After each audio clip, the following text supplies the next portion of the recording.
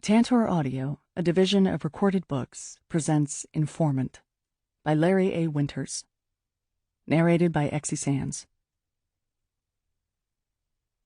1. People think they're safe in a courthouse. They're not, especially in Philadelphia. As a deputy sheriff going on 4 years, Kurt Garrett knew that better than most. He'd seen his share of violence here in the deceptively dignified halls of the Justice Juanita Kidd Stout Center for Criminal Justice, or the Criminal Justice Center, as he and most everyone else still called it, even after its 2012 renaming. He'd managed to prevent some of that violence, while failing to prevent even more. He was still a believer in the sheriff's office, still proud of his badge, his shoulder mic, and the specialized training he'd received. There was no better solution to maintaining courthouse peace. Certainly not the goofy-looking bulletproof judges' benches guard tech was peddling today. But here in a sixth-floor courtroom, Judge Alvin Grodberg was eagerly nodding along to the sales pitch. He stood behind the oversized bulge of a Justice Guard podium. The thing was a monstrosity, a refrigerator-shaped lectern made out of some kind of grayish-blue, plastic-like material that couldn't have looked more out of place alongside the polished wood furnishings of the courtroom. It shielded the judge from shoes to chin. With only his head visible, he looked for all the world like a judicial Oscar the Grouch. A team of men in fancy suits lectured at the assembled decision-makers, only one of whom was with the sheriff's office, of course. Garrett couldn't really blame the judge for his enthusiasm. Grodberg had almost been stabbed 2 weeks before, even with 2 deputies in the courtroom, and that was far from the only violent incident to occur in this building. And if Garrett was being completely honest with himself, he had to admit that, silly as the Justice Guard looked, it did have potential. "You think they'll actually buy these things?" The voice came from Kenny Rodriguez, who'd come up behind him. "It's a done deal," Garrett said. "This dog and pony show is just a formality. Grodberg wants these things when he's already called in whatever favors he needs to get them." Kenny Rodriguez looked at him with a skeptical expression, but it didn't last. Rodriguez may have been a deputy here at the CJC for twice the time Garrett had, but they both knew Garrett had a talent for picking up information. "Thanks for ruining the suspense." "Not exactly a secret if you keep your ears open." Rodriguez flinched, and Garrett silently cursed himself. He always forgot that Rodriguez was deaf in one ear and sensitive about it. "Sorry, man, I didn't mean that like it came out." Rodriguez made a show of looking at his watch. "Don't you have a delivery to make to room 306? That was it, then. By subtly pulling rank, Rodriguez had just declared this conversation over. It was back to work for Garrett, not that he minded. He took a final look at the fat, rectangular body of the Justice Guard. "See you later, Kenny." He stepped out of the courtroom, then took the sheriff's elevator down to the sub-basement. The delivery was Tyrone Nash, a first-class lowlife scheduled for a preliminary hearing on a murder charge. One of Garrett's jobs was to retrieve dirtbags like Nash from the sub-basement holding cells and escort them to their courtrooms, without giving them a chance to hurt themselves or others. About 400 scumbags awaited trial. Just another day at the CJC. Garrett walked past the cramped, tiny cells and ignored the men who stepped up to the glass to jeer at him. He found Nash in a cell with about 15 other men. He was sitting on one of the wooden benches lining the cell's wall. The back of his head leaned against the graffiti-marred wall, and his eyes were closed. Garrett opened the cell, and Nash's head came forward. His bloodshot eyes stood out vividly from his face. Nash said, "You here to take me to the prom?" "I'm here to do my job." "Then fucking do it." Garrett yanked Nash out of the cell. The man stank of sweat and body odor, but Garrett held him close. He kept an eye on Nash's wiry arms and legs as he walked him out of the holding cells and toward the sheriff's elevator. "Yo, I want a new lawyer, man." "Why's that? You got a problem with the one you have?" "Yeah, I got a problem. He's fucking black." "So are you." In the elevator, Nash tried to jerk out of Garrett's grip. Garrett, watching the man's body, anticipated the motion and was ready for it. He held him fast. "Calm down, Nash." "What's my race got to do with this?" Nash said. "You saying just because I'm black I have to be represented by a black lawyer?" "No, I'm saying that insinuating that a black lawyer is an inferior lawyer is racist, and that as a black man I would hope you would know better." The elevator doors opened, and Garrett shoved him forward into the third-floor holding area. This conversation might make for a funny anecdote at lunch, but right now he just wanted to deposit this asshole at the defense table. The sooner the better. He marched Nash toward the courtroom. Only thing I'm insinuating is that you insinuate my lawyer's black ass out of here and give me someone else. A Jew, maybe. Sorry, but we're fresh out of Jews this morning. I suppose you could elect to represent yourself, but then you'd still have a black man representing you, so screw it either way, I guess. You making fun of me? I assure you there is nothing fun about this for me. Garrett shouldered them through a doorway, and they emerged into courtroom 306, a special courtroom used for preliminary hearings. Sunlight streamed in from the windows along one of the walls, lighting up the counsel tables and the well of the courtroom. Garrett tipped a sympathetic half-smile at Nash's lawyer. Charles Pendleton was indeed black. He was also one of the best defense attorneys Garrett knew, and deserved better clients than shitbags like Nash. Come to think of it, Pendleton usually represented rich drug lords and gangsters, not losers like Nash. If taking on pro bono work for the state was his way of giving back to the community would be better off without his generosity. Garrett pushed Nash into the chair next to Pendleton, a little more roughly than necessary. Here's your upstanding client, Charles. Unjustly accused, I'm sure. Innocent until proven guilty, Pendleton said without much enthusiasm. Garrett left the lawyer to confer with his client and walked to his spot against the wall, from which he would watch over the courtroom and protect its participants. One of the reasons courtroom 306 was special was that it had a floor-to-ceiling barrier of bulletproof glass separating the gallery from the rest of the courtroom. It was a precaution so over the top that it made the justice guards look sensible, and he was sure people like Judge Alvin Grodberg would no doubt like to see bulletproof walls installed in every courtroom in the building. The barrier did make Garrett's job easier, no doubt about that. He only needed to watch Nash and possibly the witnesses that would be called later to the stand. But a bulletproof wall wasn't really necessary, at least not with a skilled deputy sheriff on duty. And Kirk Garrett was highly skilled. Ty had been arrested barely a week ago, and already he'd grown so used to the unending noise of jail that the courtroom seemed almost silent. He tipped his head back, closed his eyes, and breathed deep. No yelling, no banging, no loudspeakers or warning sirens or clunking locks. Just sweet, sweet silence. After jail, the bus ride to the courthouse, and his wait in the sub-basement holding cells, it was just about the greatest relief he could imagine. "Are you feeling all right?" his lawyer said, jarring him out of his moment of peace. "You fucking asshole." Ty kept his eyes closed, but it was useless. The peacefulness had passed, and he felt rage building inside him. His eyes shot open, and he saw Pendleton staring at him, pretending to be concerned. "That was great, until you opened your mouth. Sorry, I didn't realize this was nap time." The lawyer tried to stare Ty down, but it only took 3 seconds before he cleared his throat and looked at the papers on the table in front of him. Ty shook his head. "That's right, punk-ass bitch." Good thing Ty didn't need to rely on this pathetic excuse for a human to get him out of this mess, like the other day when this bozo had visited the jail to lecture him about preliminary hearings, as if this were his first prelim, as if he didn't know what it was all about after doing bad shit of one variety or another just about every day of his life. Come on. Prelims were like a bad joke. They drag you into court, and the prosecutor presents some evidence. It don't gotta be much, just enough to show that some asshole committed a crime and that the defendant is probably the asshole.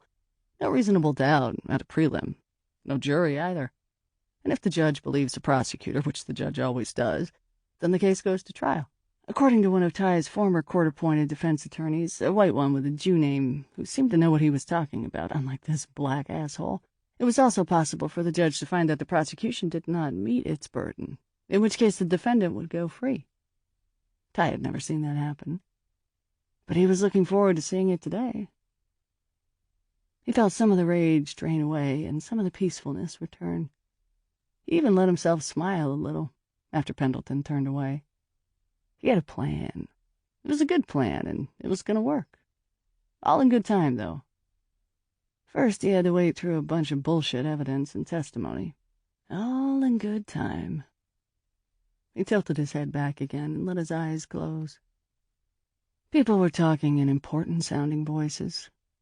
The deep voice of the judge, the businesslike tone of the female prosecutor, and his own dumbass defense attorney, launching a feeble objection once in a while. Ty let his mind wander instead of focusing on the words. With no jury, he didn't care who saw him tune out. In fact, he hoped he was pissing them off. More fun that way. Time passed. He didn't know how long. When he opened his eyes, he saw that asshole deputy sheriff glaring at him. Ty winked at him, but the man didn't look away. He held Ty's stare, and eventually Ty had to look away. Pendleton's face seemed to be focused on the prosecutor. The woman had just finished asking questions of a homicide detective on the stand, Mark Leary, the cop who dragged him out of his mom's attic and arrested him in front of his cousins. And now she was holding up some photographs of a dead body and asking that the photographs be admitted into evidence. Ty couldn't really blame Pendleton for staring at her. The woman was fine, tall and thin, but curvy where it counted, with long black hair and legs that looked great in her suit and heels. "I know, nice piece of ass, right?" "What?" Pendleton shot him a sidelong glare. "Miss Prosecutor. I wouldn't mind bending her over the prosecution table. That's Jesse Black, one of the best lawyers in the district attorney's homicide unit. Show some respect." "So you saying you're outclassed?" "No, I'm saying she's laying out the state's case against us, and you should be paying attention like I am. You got an answer for everything, don't you?" Pendleton shook his head and turned his attention back to Jesse Black. Ty leaned back in his seat. Didn't matter how good a prosecutor the bitch was, Ty was going to walk today. Because he had a plan, and it was going to work. And who knew? Maybe he'd bump into her somewhere one day and show her how he laid out the state's case. Yeah, he thought, allowing himself to smirk. He'd lay it out good and hard. "Is the Commonwealth ready to proceed?" the judge said. "Yes, Your Honor," Jesse Black said. "The Commonwealth calls Troy Dunmore." "Here comes the garbage man," Ty said under his breath. He leaned forward. Showtime. The garbage man seemed to make an extra effort not to look anywhere near Ty's direction as he took the witness stand and went through the swearing-in nonsense. His gaze seemed to alternate between Jesse Black and the gallery. If Dunmore thought some bulletproof glass was going to save him, he was in for a nasty surprise. Pendleton leaned sideways in his chair. Ty felt the heat of the man's breath in his ear and squirmed. "Dunmore is the prosecution's key witness. Pay close attention and let me know if there's anything in his testimony that we can use against him. Anything that we can demonstrate is untrue." "You learned that watching Law and Order, SVU?" Ty snorted. He doubted the garbage man would say anything at all. Jesse Black approached the witness stand. From his vantage point, Ty couldn't see her face, but the way her skirt moved over her hips was making him eager to follow through on his earlier ideas. She said, "Good morning, Mr. Dunmore." Good morning." Dunmore was black, mid-40s, close-cropped hair, speckled with gray. The man looked like Ty's grandfather, who'd spent his whole life polishing shoes. Ty wasn't sure which job sounded worse, garbage man or shoeshine man. Ty preferred self-employment. It was the only way a man could reach his full potential, in his opinion. "Would you please state your full name?" Jesse Black said. Troy Dunmore." The man's voice was deep, but it cracked on the last word. Ty almost laughed. If the man was nervous now, just wait. "What do you do for a living, Mr. Dunmore?" They always start with easy questions. Ty knew all of their tricks, probably more than Pendleton knew. Maybe he should go to law school. Hell, if Pendleton could do it, how hard could it be? "I drive a recycling truck." "Can you please tell us a bit more about that?" the prosecutor said, as if she gave a shit about collecting cans and cardboard. Not much to say," Dunmore shrugged. "I drive my routes, collect the recyclables, and transport them to the MRF. That's the facility, the materials recovery facility, I mean, where we unload." Ty snorted again. This time Pendleton jabbed his arm. Quiet. Ty sorely wanted to jab him back, maybe with the sharp end of the pen on his legal pad, but that kind of move would screw up his plan. If he wanted to walk today, he had to stay cool. "What sort of credentials do you need for this job?" Jesse Black said. More easy questions. "Credentials?" "Did you graduate from high school?" "Yes." Dunmore smiled. Was he warming up to his role as a witness now? We'll see how long that lasts, garbage man. Long time ago. Do you have a special type of driver's license? I have a CDL. That's a commercial driver's license? Yes. Did your employer require any drug screening or background check prior to hiring you? Jesse Black said. Yes, I believe so. It wasn't a problem. I don't use drugs, and I'm not a criminal. Dunmore straightened his back and looked directly at Ty as he said the last few words, trying to show that he wasn't scared, maybe. Good luck with that. The prosecutor picked up on her witness's body language and turned to Dunmore with a let's get down to business expression. Let's talk about April 10th. When did your work shift begin? 4 a.m., same as every day. That's early. Dunmore nodded. You get used to it. Did you drive your usual route? I did. And that route included the alleyway behind a bar called Cooper's? Yes. Please tell us exactly what you saw occur in that alleyway on the morning of April 10th. Ty chewed his lip. This was it. Moment of truth. Pendleton's body seemed to straighten beside him. He imagined the lawyer thinking up all the objections he could use to try to derail the garbage man's testimony. It won't be necessary, my friend. Dunmore leaned forward. He looked out at the gallery and raised his voice. I was driving my route. Cooper's and the other businesses on Ludlow leave their recyclables by their back doors in the alleyway. My truck doesn't fit, so I walk down the alleyway. Usually it's quiet so early in the morning, no one around. But on April 10th, I saw... His voice died all of a sudden as something in the gallery caught his eye. Ty did not need to turn around to know what that something was. Jesse Black stepped closer to the witness stand. Go on, Mr. Dunmore. What did you see? Dunmore's gaze darted from the gallery to Ty. Ty grinned at him. Dunmore looked back to the gallery and then to the prosecutor. He shook his head. I don't know. Jesse Black glanced over her shoulder at the gallery, and Ty saw the confusion on her face. He had to work hard not to laugh. One of the best lawyers in the district attorney's homicide unit. Please, show some respect, my ass. Please tell the court what you saw, she said, trying again. I didn't see anything. Dunmore's voice sounded flat now. His posture slumped, and the defiant gleam left his eyes. He shook his head again. I'm sorry, but... Jesse Black held up a hand, and the garbage man shut up. Turning to the judge, she said, Permission to treat Mr. Dunmore as a hostile witness, Your Honor? Pendleton jumped up from his chair. Objection, Your Honor. There are no grounds here for treating Mr. Dunmore as hostile. He's answering Mrs. Black's questions. Now Ty was really having trouble not laughing. He had to rub a hand over his mouth to hide the corners of his lips twitching. Your Honor, the witness's current testimony contradicts previous statements made to the district attorney's office and the police department, Black said. Moreover, his sudden change in attitude in just the past few minutes shows a desire not to tell the truth, whether because of intimidation or... Who's intimidating him, Your Honor? Pendleton spread his hands. The judge sighed. I agree that Mr. Dunmore seems to have undergone a very sudden change in demeanor. I'm granting permission to the Commonwealth to treat Mr. Dunmore as a hostile witness. Thank you, Your Honor. Jesse rounded on the garbage man. Bitch didn't look half as confident as she had 10 minutes earlier, when she'd been asking Dunmore all about his fascinating career driving a garbage truck. Mr. Dunmore, did you give a statement to Detective Mark Leary regarding events that you witnessed on April 10th? I spoke with the detective, but... It's a yes or no question. Right, but... The judge leaned toward Dunmore. Answer yes or no, please. Dunmore slumped lower in his chair as if he could melt right through his seat and out of the courtroom. Yes. In your statement, Black said, did you describe seeing an argument between two men in the alleyway, ending with one man shooting the other? Dunmore looked at the gallery again, his face twitching. Yes, but... Did you describe the shooter to a police sketch artist? Yes. Did you later look at a photo array and identify a photograph of the defendant, Tyrone Nash, as the man you saw shoot and kill another man in the alleyway on April 10th? Dunmore's face whipped toward her. I lied. I never saw the shooter's face. I wanted to make the detective happy, so I told him what I knew, and I made up the rest. I lied. Jesse Black looked as angry as her witness. Yes or no only, Mr. Dunmore?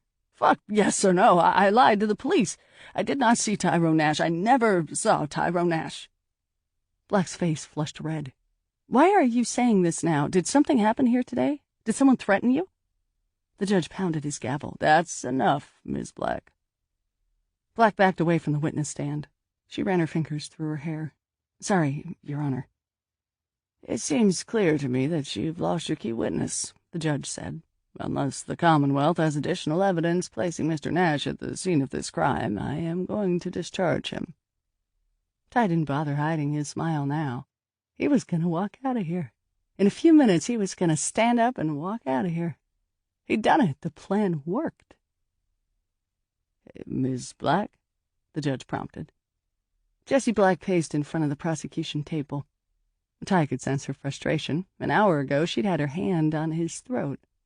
But he'd knocked her hand away, and she was reeling. And soon, when she least expected it, he'd put his own hands on her. After a moment, she turned back to the judge. Ty thought she hesitated for a second, and when she spoke, she sounded reluctant, as if she were saying something because she had to say it, and not because she wanted to say it. The Commonwealth has another witness.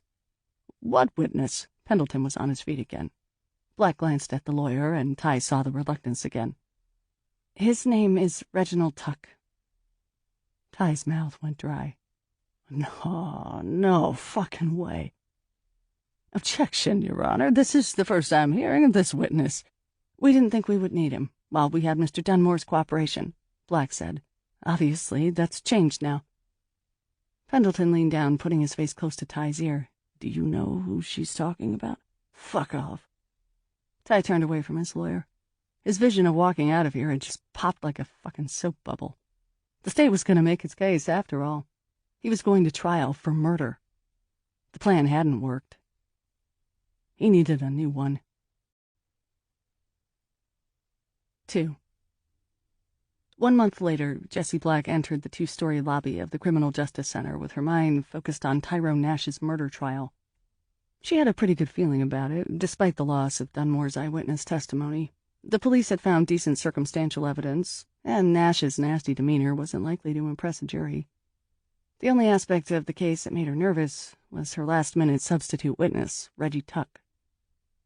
She would have liked to blame Warren Williams, the head of the DA's homicide unit, for forcing her to call Reggie to the stand, but she knew it was the right call.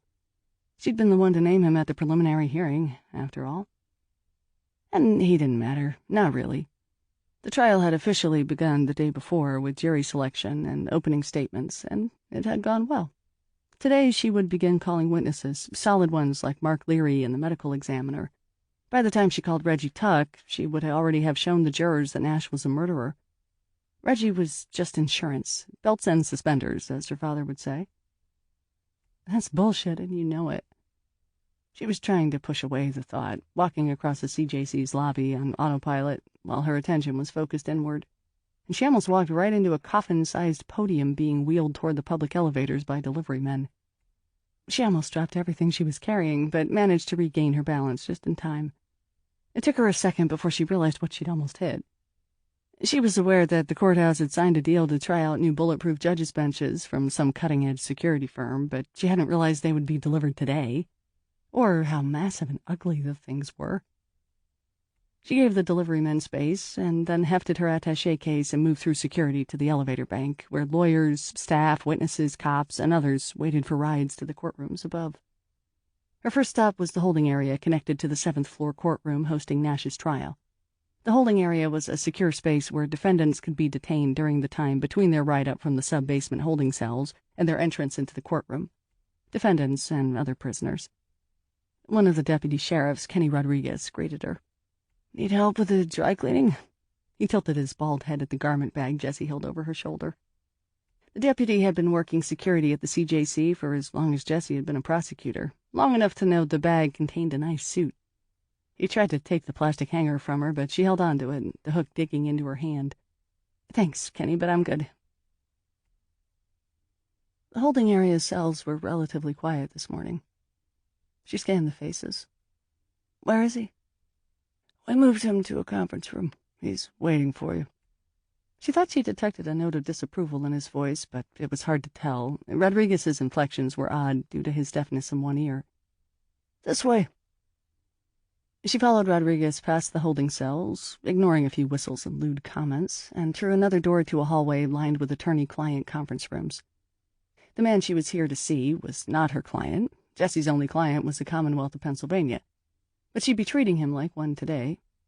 Did that irritate Rodriguez, or was she just projecting her own mixed feelings onto him?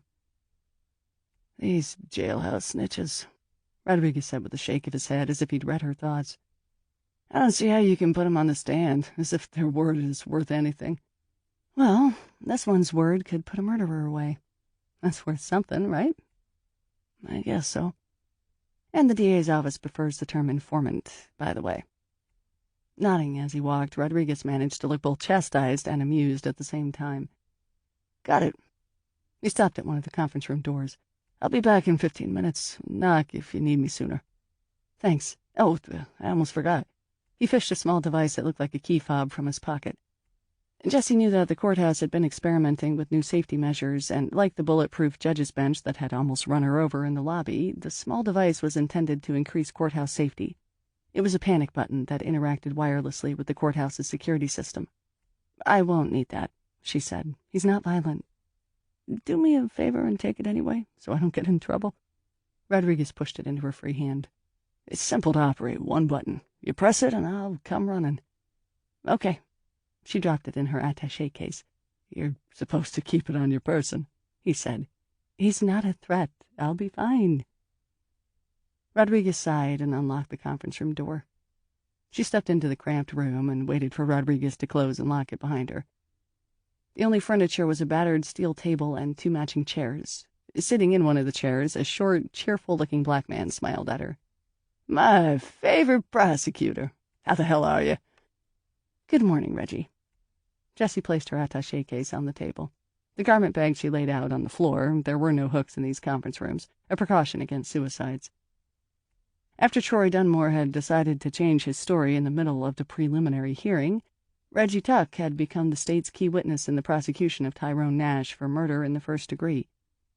Reggie was a far cry from Dunmore. The latter was a respected member of his community and had witnessed the murder firsthand, while the former was a convicted felon who claimed Nash had confessed to him during a period in which the 2 men shared a prison cell. But his testimony had been enough to get them past the preliminary hearing. Whether his testimony would carry the day at trial was another question. She still did not know for sure the reason for Troy Dunmore's about-face on the witness stand during the prelim, but she had a theory. Dunmore had seen something in the gallery that had spooked him. A few weeks before the hearing, a reporter for the Philadelphia Inquirer had broken a story about an Instagram account featuring over 150 photographs of witnesses and victims' families. Several of the people targeted by the account had been harassed or assaulted, and one woman had been murdered. The photos were taken using cell phone cameras at the Criminal Justice Center. Although the Instagram account had been shut down upon its discovery, Jessie's theory was that Tyrone Nash had read the story and been inspired. He had instructed one of his friends or associates to sit in the gallery with a cell phone and to make sure Dunmore saw it.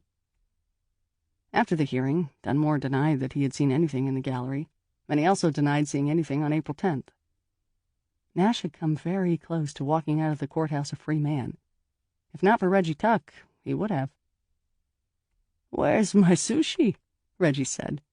The question caught Jessie off guard as she unpacked her legal pad and notes from her attaché case. "What?" "My spicy tuna rolls. I was very clear about them. Spicy tuna was part of my deal." Jessie couldn't tell if he was serious or messing with her. As far as she was concerned, Reggie's deal was already far better than he deserved, even without sushi.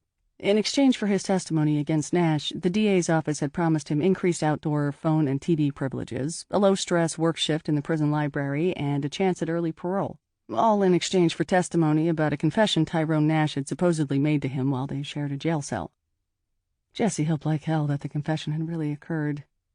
She was all too familiar with the numerous studies showing the frequency with which inmates invented confessions from other prisoners. She wanted to believe Reggie's story, but she knew what a good liar he was. Lying was what had gotten him thrown in prison in the first place. "I'm an assistant district attorney," she said, "not a delivery person." "A deal is a deal." He clucked his tongue and shook his head disapprovingly, but the smile on his face betrayed the fun he was having. The smile was infectious, and she felt herself relax despite her doubts and misgivings.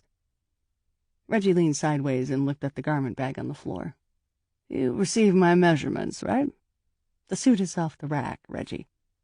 His smile disappeared and he frowned theatrically. Off the rack? Oh, now that's low. I have a reputation to maintain. I gotta look good. No, you need to look respectable, and you will. The state's not going to pay a tailor to customize a suit that will only be used for a couple of days of court appearances. Designer label, at least? It's Hugo Boss. He seemed to mull that over. Oh, better than my last trial. Reggie had appeared in 6 trials, according to his file. In the first one, he was the defendant, and he was convicted and sentenced to 10 years for various counts of fraud and financial crimes. In layman's terms, Reggie was a con artist. Not the best calling card for a prosecution witness, yet in the other 5 trials, that's exactly what he had been. Jesse had no doubt that Nash's defense attorney, Charles Pendleton, would try to make a big deal about Reggie's history of testifying against his fellow inmates. Establishing Reggie's credibility would be the most difficult aspect of this trial for her, and to do it, she needed to believe in it herself. So, when do I take the stand? He said. Show off my new duds. Soon. First, I'm calling Mark Leary, the lead homicide detective who investigated Jackson's murder. She glanced at her watch and wondered if Leary had arrived at the courthouse yet. He had called her moments before she'd reached the building herself to warn her he was running late. Now she had to resist the urge to look at her phone. Assuming he shows up on time, I'll put him on the stand first, then you. Saving the best for last, am I right? Exactly. The best would have been Troy Dunmore's eyewitness account of seeing Tyrone Nash put a gun to Wyatt Jackson's forehead and shoot him. But Reggie's testimony about Nash bragging about it during their time as cellmates would have to do. Thinking about Dunmore made her uneasy. Listen, Reggie, whatever you see in the gallery, remember I have your back. I asked the deputy sheriffs to watch for anyone trying to take a picture. Reggie gave her a wide smile. If you're worried someone's going to scare me with an iPhone, don't be. They can post my face all over Instagram and Facebook and Twitter. Put me on the fucking Google homepage. I love having my picture taken. I don't need any sheriff's deputies to protect me. I'll stand up and say cheese to those motherfuckers. He has self-confidence, I'll give him that. Just provide your testimony honestly and succinctly, and everything will be fine. She glanced at her watch. They were running out of time. You better get changed. She stood up and faced the door, giving him some privacy. Behind her, she heard the sound of the zipper as he opened the garment bag. I like how you snuck that word honestly in there. You doubt me, huh? Before she could respond, he let out an appreciative whistle. Pinstripes, I love it. And look at this tie. You picked this out yourself? Because I know it wasn't that balding, chubby dude you work for. When the head of the homicide unit, Warren Williams, asked her for a summary of the trial, she'd leave that comment out. A friend of mine picked it up. And a real tie, too. None of that clip-on shit. Aren't you afraid I might hang myself? Given the amount of affection he seemed to have for himself, suicide didn't seem likely. You'll be watched at all times while you're wearing it. Exactly why I gotta look good. She heard the rustle of fabric as he changed from his jumpsuit to his new outfit. What do you think? She turned around and her jaw dropped. The suit might be off the rack, but on his thin frame it looked bespoke. He pushed the perfectly woven knot of his tie up to his neck and beamed at her. The transformation was staggering. You look great. Damn straight I do. Jerry's gonna eat me up. Trust me. Doubt wormed through her again. She checked the time. We have a few more minutes. Let's go over the questions Nash's lawyer will ask you on cross. Not necessary. I've done this before, remember? Got it down to an art form. She leaned against the door and crossed her arms. That's what I'm worried about. Pendleton's going to make a point of how smooth you are, and how convenient it appears that Nash would confess his crime to you. He's going to ask you if you're receiving anything in return for your testimony, and you're going to have to be honest about your deal. You mean the $5 million and the ticket to Mexico? I'm serious. I know. And I will be, too, in the courtroom. He started to pace back and forth. In his pinstripe suit, he did look serious. But we ain't in the courtroom yet, and I'm having too much fun to stop. Mr. Tuck, she said, pitching her voice lower and giving him her sternest defense attorney impression. Are you being compensated in any way for your testimony here today? Compensated as in money? No. Isn't it true that in exchange for your testimony today, you were promised, among other things, early parole? They appreciate my cooperation. Yes or no, Mr. Tuck?" He chewed his lip as if searching for the right answer. In her own voice, she said, "Just be honest." "Yes. So you're not here out of a sense of civic duty, but because you're bartering testimony for favors. How honestly do you want me to answer that one?" "I don't. It wasn't a question. If Pendleton says something that isn't a question, don't answer him. I'll object." "Ah," he waggled a finger at her. "I like that. That's good lawyer stuff. Mr. Tuck, can you explain to the jury why my client, Tyrone Nash, would make these incriminating statements to you, a complete stranger?" Reggie shrugged. "People love telling me shit. Always have, ever since I was a kid. I'm just a really likable motherfucker." "Try again." "I don't know. I have a personality that people naturally open up to. Maybe I was a priest in my former life, or a golden retriever." "Do better." "Ty was trying to scare me, I think, showing me how tough he was because he killed a man. I was his cellmate, and he wanted to put me in my place. He said he wasn't the kind of nigger I wanted to mess with if I wanted to live. When he told me what he did, he made a gun out of his index finger and thumb and put it against my forehead to make sure I got the point." Jessie nodded. "Okay, that's a better answer. The jurors can imagine that scene and understand it. It makes sense." She tried to imagine Reggie's and Nash's conversations during those long stretches alone in their cell. Most likely, Reggie had tricked and manipulated the confession out of Nash. He was a smooth talker, charming in his own hyperactive and narcissistic way. She could imagine Reggie tossing out jokes and compliments and dismantling Nash's defenses word by word, all the while seeking for his access point, his entrance to the conversation that would lead to the confession, that would lead to this trial, and Reggie's compensation for his role in it. She found herself equal parts repulsed and intrigued by Reggie, but more than anything, she just hoped he was telling the truth. The one thing she couldn't live with was Reggie just making the whole thing up. If she thought for a second that that was what was happening here, she would drop the case, even if it meant a tirade from Warren Williams, even if it meant Tyrone Nash going free. But Reggie knew details. His story rang true. "Unless I'm just another victim of his con." "You're wondering if I'm lying through my teeth," Reggie said. He smiled at her and shot the cuffs of his suit jacket. "Would it matter?" "Yes," she said without hesitation. "It would." His smile softened, became less toothy, and surprisingly warm. "I know. That's what I like about you." He looked at the barren table. "Even if you didn't bring me sushi. So, this guy, Leary, the detective, there's something between you two?" She stared at him. How the hell did he? "One of the guards lets me surf the internet with the filters turned off sometimes in the prison library," he said. "I Googled you and found that blogger who caught you and the detective having some fun in a car after you won a trial against a serial killer. The photos were blurry, but still kind of hot." "Okay, Reggie." She could feel the heat in her face and knew she was blushing. "One careless, drunken escapade, and thanks to the wonders of the internet, it'll be with me for the rest of my life." "So, what's the story? You two a thing, or what?" She laughed despite her embarrassment. Maybe it was the absurdity of having this conversation in a 10-by-10 conference room with an informant. Or maybe Reggie was, as he'd claimed, just a really likable motherfucker. "Why do you care?" "I'm interested, is all.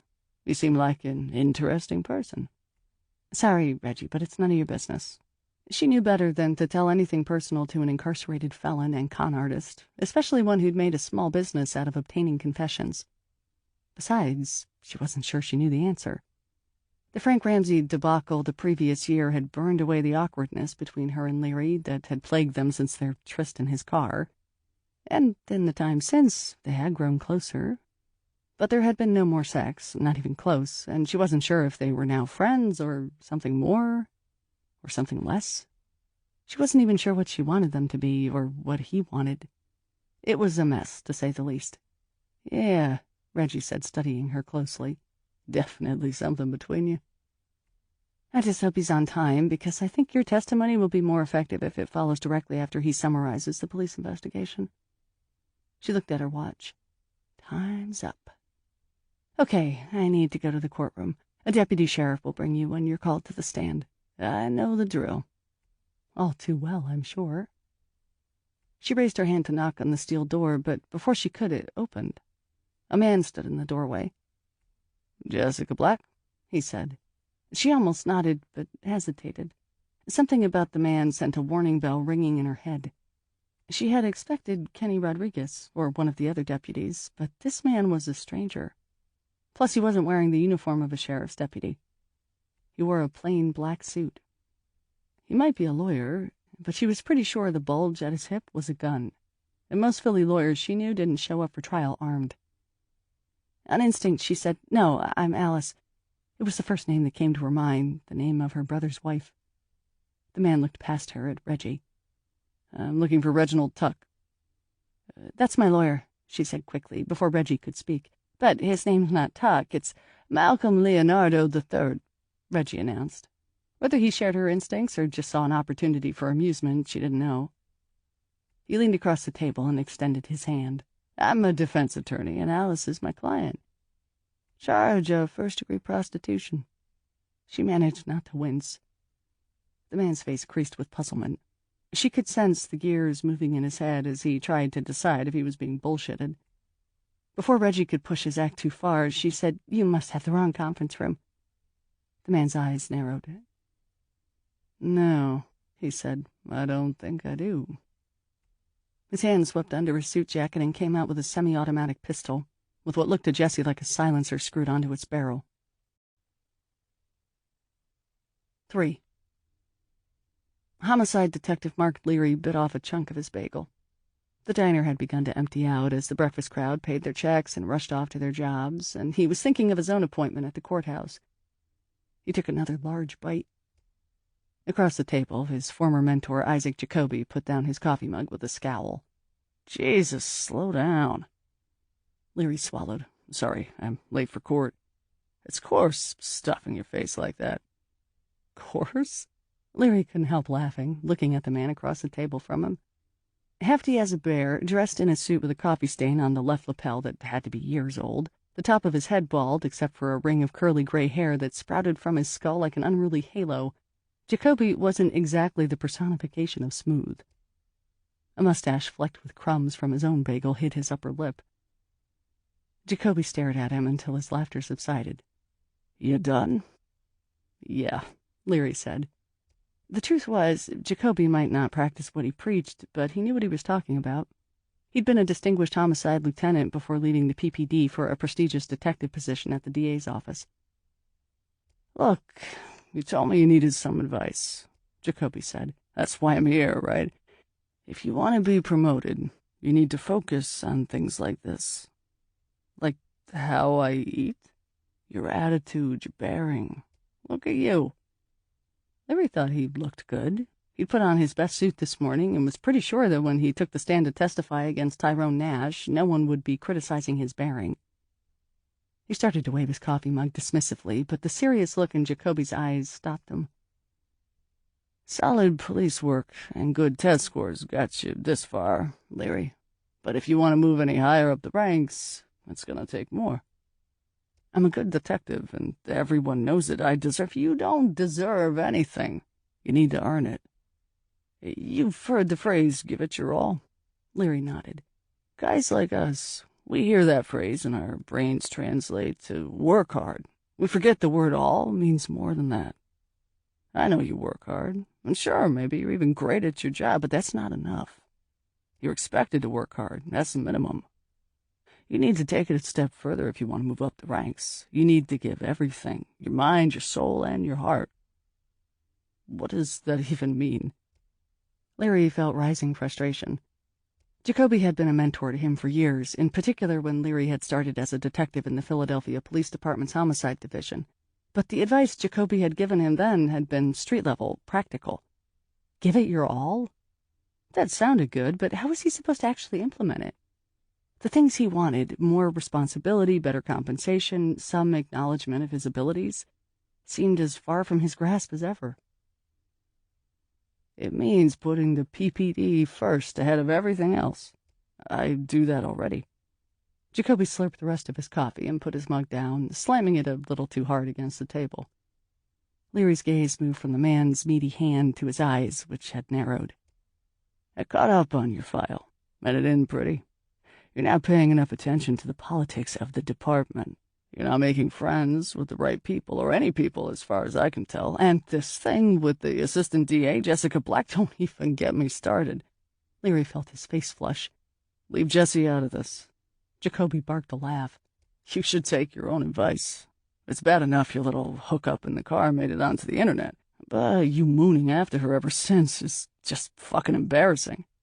I'm not mooning after her. We're friends. Uh-huh.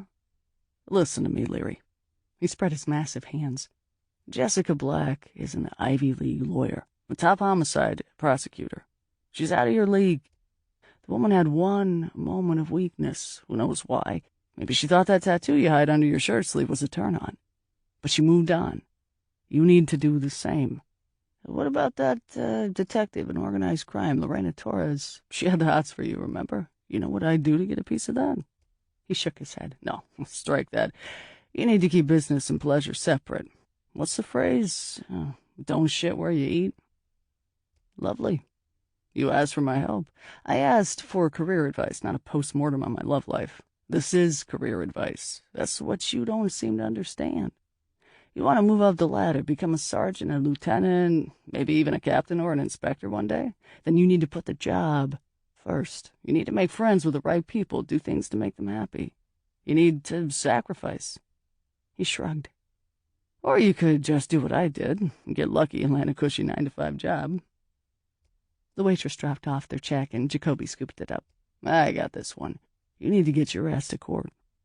Leary forced a smile and started to rise. Jacoby looked up at him. Promise me you'll think about what I said, so I'm not just wasting my breath here. You've got a lot of potential.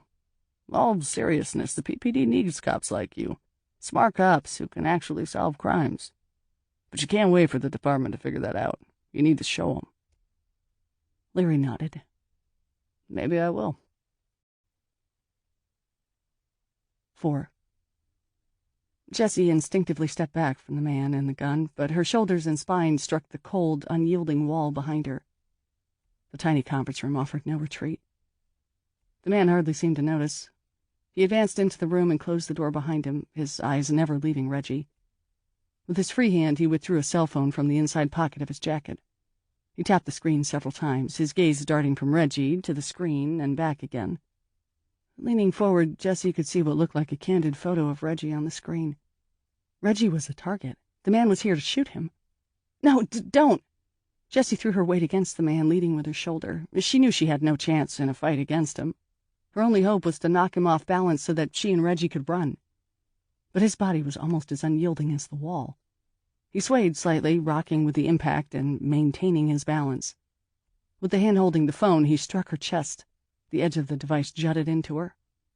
She staggered sideways, banged one of the chairs, and fell to the floor, falling hard on her hands and knees. Pain jolted through her wrists and legs. She rolled, clutching herself. She could see Reggie standing above her, gawking. The man returned his phone to his pocket and placed both hands on the gun, switching to a two-handed grip and calmly leveling the barrel at Reggie. The image blurred, and Jessie had to blink away tears. "Hold on a second," Reggie said. His hands were up, palms forward as if they could shield him from a bullet. "Just talk to me. Tell me what you want. There's no need for violence. I'm sure we can work something out. I got resources, man. I'm resourceful." She couldn't believe this was happening. How had this man gained access to the holding area, much less the attorney-client conference rooms, or the keys that opened them? It didn't seem possible. The CJC might not be known for impenetrable security, but surely it employed good enough measures to prevent an attack like this. The sheriff's office even had a budget for upgrades like the Justice Guard lecterns. And the panic button key fob in my attaché case. She mentally cursed herself for not listening to Kenny Rodriguez when he'd told her to keep it on her person. Her bag, sitting on the tabletop, seemed a million miles away. By barely moving his arms, the man could turn his gun on her and make sure she never got up again. Where was Rodriguez now? Had the man killed him? Was that how he'd gotten in here? The thought chilled her. Then Reggie did something stupid that saved both of their lives. He grabbed her attaché case off the table and threw it at the man. The man deflected the bag, knocked it aside with his arm, and barely adjusting his aim. It landed a foot from Jessie's hand. She grabbed it. The man, seeming to sense something wrong, turned to look at her, but he was too late. Her hand was inside the bag, and her fingers found the key fob. As Rodriguez had promised, it only had one button. She jabbed it with her thumb, and an alarm blared in the corridor outside the conference room. The man turned the gun on her, and she saw what looked like regret in his eyes. "I wish you hadn't done that." She could barely hear him over the scream of the siren. Her focus shifted from his face to the gun as she watched his finger curl around the trigger. Reggie jumped onto the man's back, clinging to him.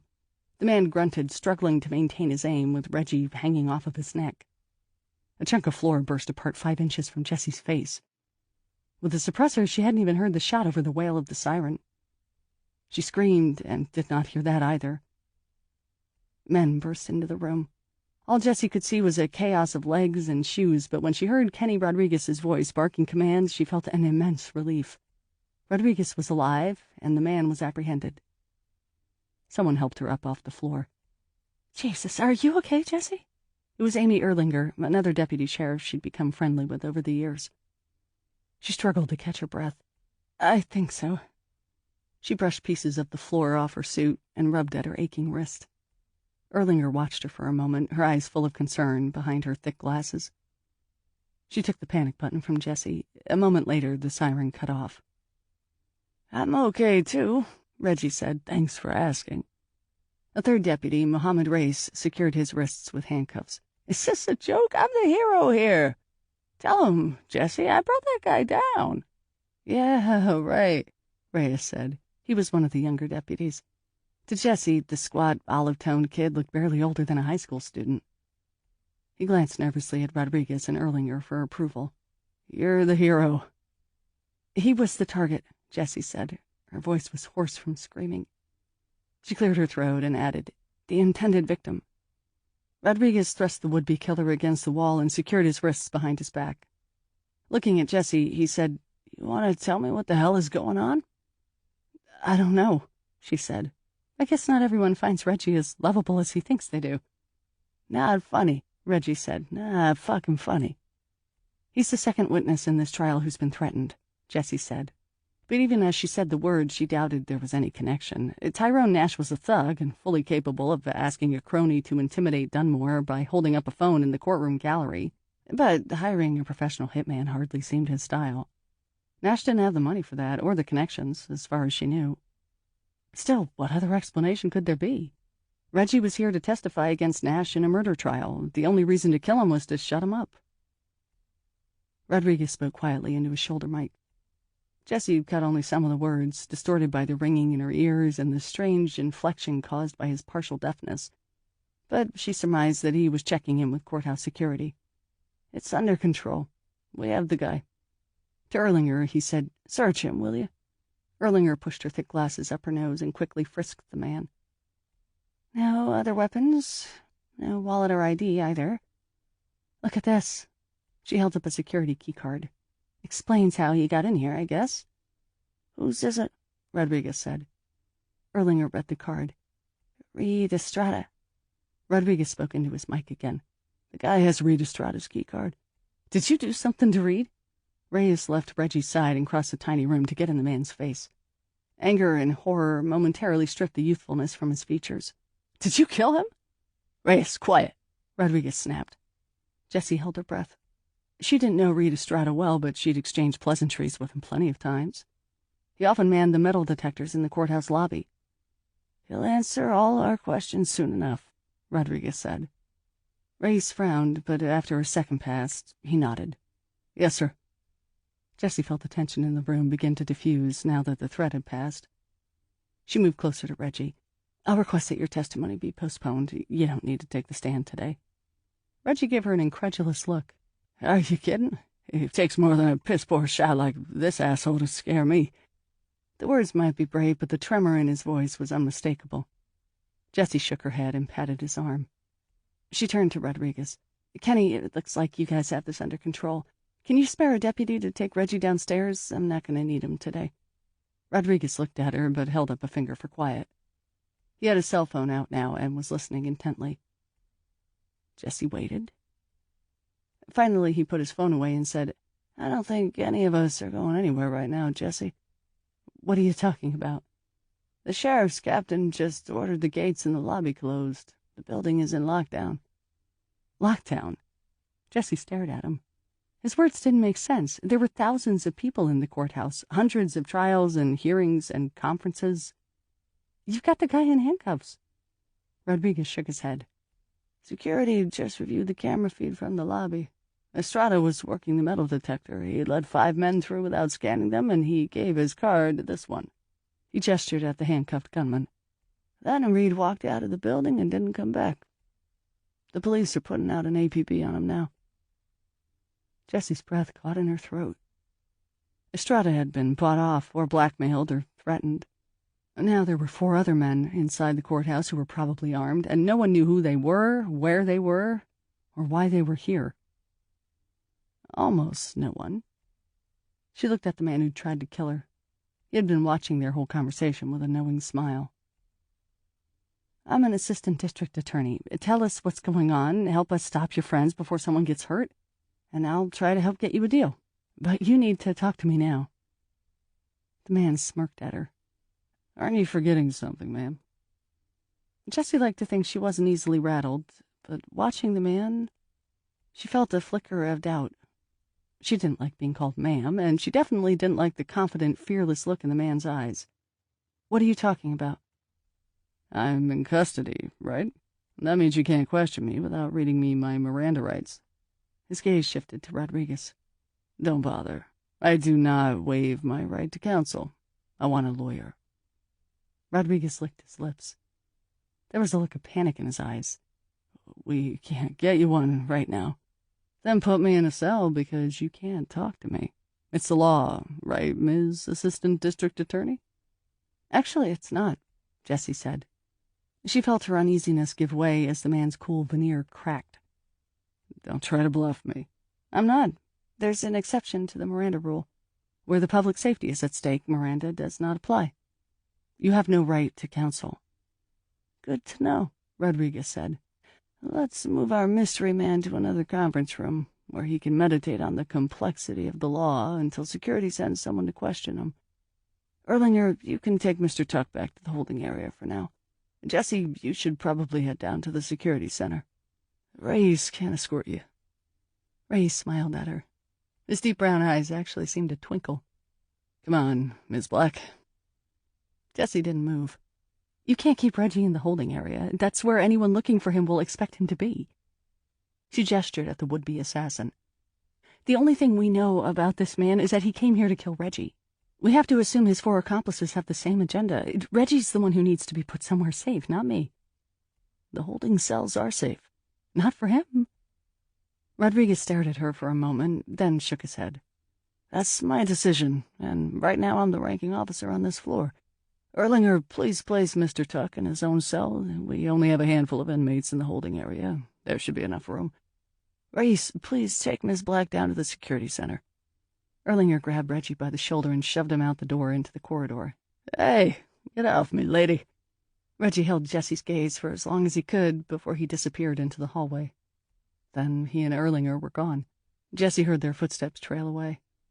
"Just think about what I'm saying," she said, but Rodriguez's attention was on Tuck's would-be killer now. "I've got an idea," Rodriguez said. "Wait here." He hurried from the room, leaving her and Reyes with the handcuffed man. The man glowered at them, all traces of his arrogant smirk gone now, replaced by smoldering anger. Rodriguez returned carrying an ink pad and a piece of paper. He opened the ink pad and placed it on the table. "Turn around, big guy." The intruder turned his back to Rodriguez, exposing his handcuffed hands. Rodriguez grabbed his right hand and jerked it to the ink pad, where he began to roll the man's fingertips, one at a time, first against the ink pad and then against the sheet of paper. He repeated the process with the left hand, creating a clean set of fingerprints. Rodriguez held up the paper, as if to admire it, and blew gently against the drying ink. "You may have left your wallet behind. Rodriguez said, but you still brought one form of identification, didn't you? He handed the sheet of paper to Reyes. Take this with you to security. Will do. Reyes took Jessie's forearm in a gentle grip and guided her toward the door. Don't worry, he said in a quiet voice. Everything will be fine, Miss Black. I hope you're right. And for God's sake, please just call me Jessie. The look he gave her was painfully earnest. Yes, ma'am. 5. In the hallway outside the conference rooms, Reyes started walking in the wrong direction, away from the sheriff's elevators. He must have seen her confusion because he stopped and said, We need to take the stairs. The elevators won't be working. It's part of the lockdown protocol. Even the sheriff's elevators? Jessie had expected that the 6 public elevators would be taken offline in an emergency, but the courthouse had 2 special elevators reserved for the deputy sheriffs and the inmates they were tasked with transporting. They locked those down, too? Reyes shrugged. Standard lockdown protocol. At least we're walking down the stairs, so it won't be that hard. Says the person not wearing heels. But she nodded. Okay. She'd spent a lot of time inside the Criminal Justice Center during the last several years, more time than she wanted to think about, but she had only used the stairwells a handful of times. Unlike those in City Hall, the stairwells in the CJC were kept locked except during emergencies. Now, following Reyes into a bare-walled, badly lit space, she realized how sharply it contrasted with the dark mahogany and stately decorations of the public areas of the building. The stairwell was cold, too. When the door clanged shut behind her, she felt a chill. Reyes started down the stairs, his shoes clomping. Jessie took a breath and followed him. You can hang out in the security center until we round these guys up, he said, all youthful exuberance, now that the horror of the attempted killing was behind him. I'm sure it won't take long. We probably have their faces on the camera feed. I hope you're right, she said. But she had her doubts. She was still worried about Reggie, stuck in a holding cell on the 7th floor, trapped. Reyes reached the landing between the 7th and 6th floors, then paused and turned back to watch her over his shoulder as she caught up. Her phone buzzed, and the sudden insect-like noise seemed unnaturally loud in the stairwell. Hold on a second, Mo. She leaned against the wall and retrieved the phone from her bag. Mark Leary's name lit the screen. In all the turmoil, she had almost forgotten about him. She brought the phone to her ear. Hello? Hey, Jess, you okay? She leaned her head against the cool cement wall. This is not exactly the plan I had for this morning's court appearance, she said. I know, and I'm really sorry. I got tied up with a case. She heard traffic sounds on his end of the line and realized with a jolt that he wasn't in the building. Her head came away from the wall as she stood straighter. Reyes watched her with an anxious expression, 1 foot on the next stair below him. Give me 10 minutes, Leary said. 15, tops. There's an unusual amount of traffic. Just stall the judge. Tell her I'll get on the stand as soon as I arrive. Stall the judge? She bit back her anger.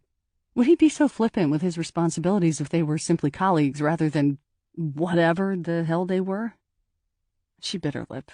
There were more pressing concerns right now. For one, he didn't seem to know that she'd come within a few inches of having her head blown off. Leary, there is no trial today. The courthouse is in lockdown. They're not going to let you in anyway. Lockdown? What are you... His voice cut off, and now she heard the sound of sirens racing past on his end of the line. What's going on? Someone tried to kill Reggie Tuck. Well, I was with him, actually, in a conference room. What? Are you okay? The concern in his voice diminished her anger, but not entirely. A little shaken up. But physically, other than a few bruises, I'm fine. A few bruises? What happened? I got in the way of one of the bad guys. He pushed me. One of the bad guys? She glanced down the stairs at Reyes, who was shifting his weight impatiently from one leg to the other. Leary, I'm fine, she sighed. There was a security breach. There are 5 armed intruders in the building. One of them is already in custody, and I'm sure the deputies are closing in on the others. I'm on my way to the security center now with one of the deputies. I'm safe. She heard him exhale a breath. I'm coming. They won't let you in. Besides, I'm more worried about Reggie. The deputy sheriff's put him back in the holding cell outside the courtroom. He's a sitting duck there. Reggie Tuck's the jailhouse snitch, right? The one who claims Nash confessed to him? The informant, yes. What did the gunman look like? A gang member? No, he was white, clean-cut, professional. If anything, he struck me as military. And you're sure he was targeting your informant? He asked for him by name, and he was carrying his photo. An idea struck her.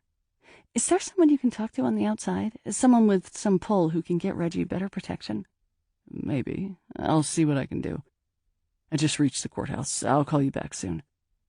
She ended the call, then stared at her phone for a moment, thinking about the questions Reggie had asked about her relationship with Leary.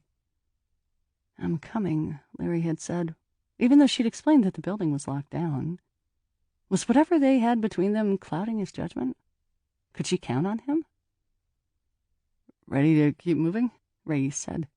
He had already descended 3 steps while waiting for her, and his left foot was lowering toward a 4th. That was the lead homicide detective on the Nash case. He was scheduled to testify today, but he was running late. Lucky him. Yeah. She followed Reyes down. The stairwell seemed eerily quiet. Their footfalls echoed from the shaft's close walls, and the sporadic light sources cast bouncing shadows of their movement. Your friend upstairs is safe, Reyes said to her without turning around. You don't need to worry about him. Kenny knows what he's doing. Reggie's not my friend, she said, maybe a little too harshly. He's a witness. Witness. I'm sorry. He jogged ahead. Jesse turned a corner at the landing and almost bumped into him. His progress had been stopped by a massive object that filled the stairwell between 2 floors. What the hell? He said. She reached past him and touched the obstruction. The surface felt like hard, smooth plastic. A justice guard, she said, remembering the huge bulletproof judges' benches she'd seen delivery men hauling across the lobby this morning. Someone had managed to pull or push one into the stairwell, where it had jammed in the narrow space, effectively stopping their descent before they could reach the 6th floor. Reyes placed both hands against the thing and pushed.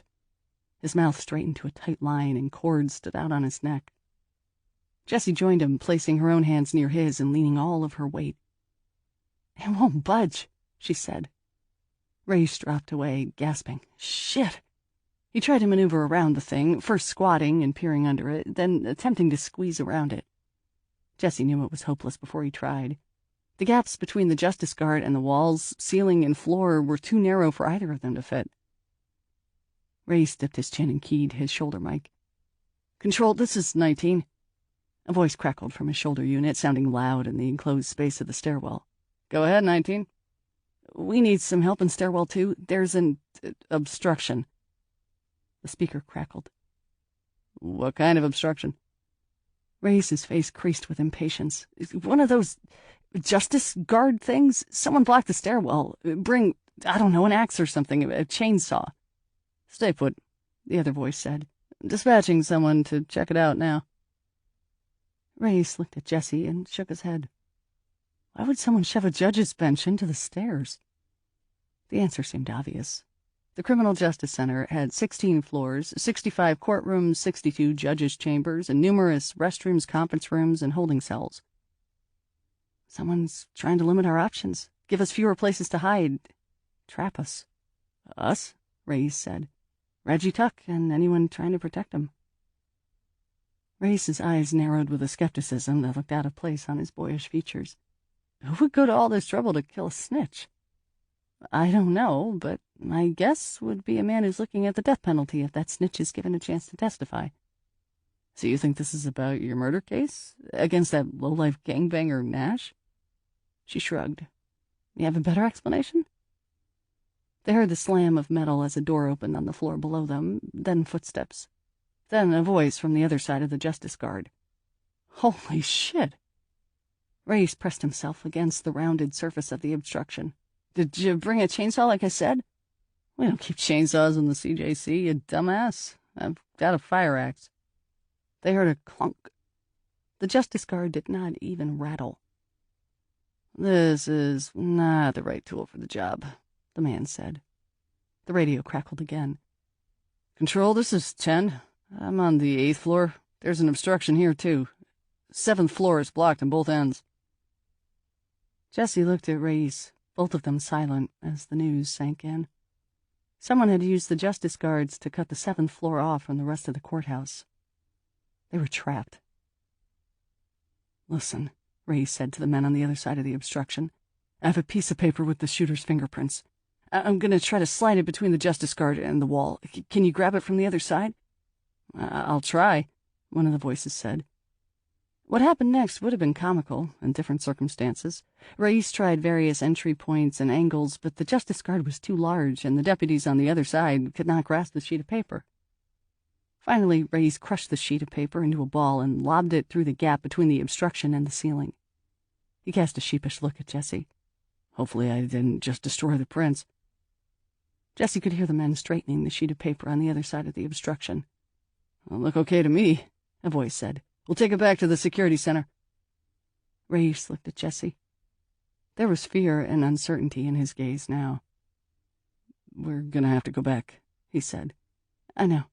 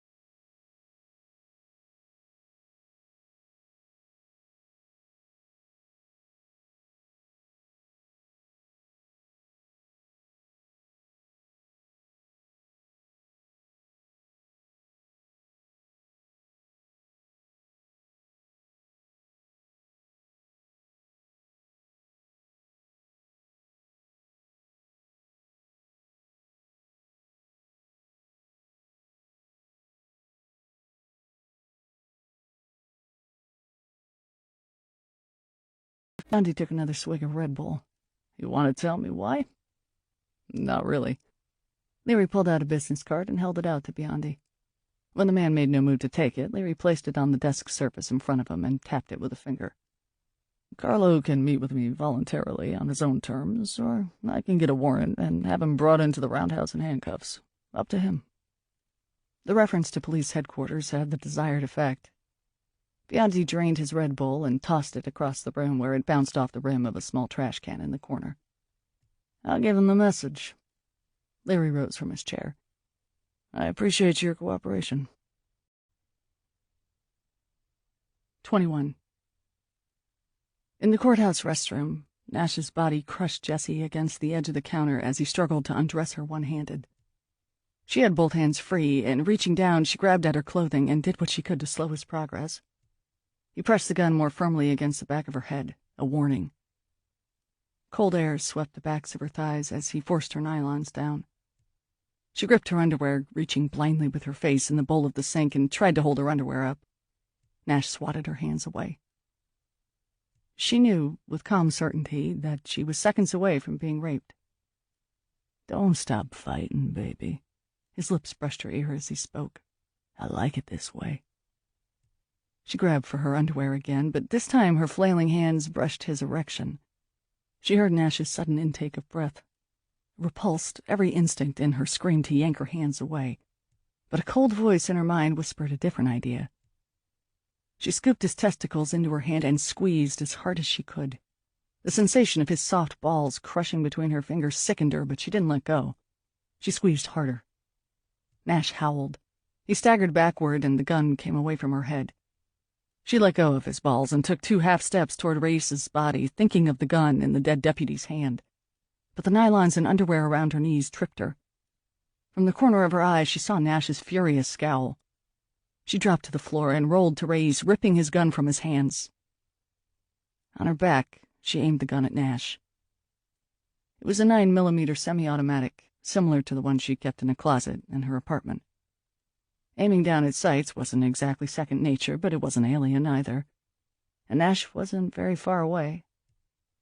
She pulled the trigger just as Nash aimed his own gun at her. Blood bloomed across his chest. Her fingers spasmed, pulling the trigger again and again. The bathroom filled with noise and smoke.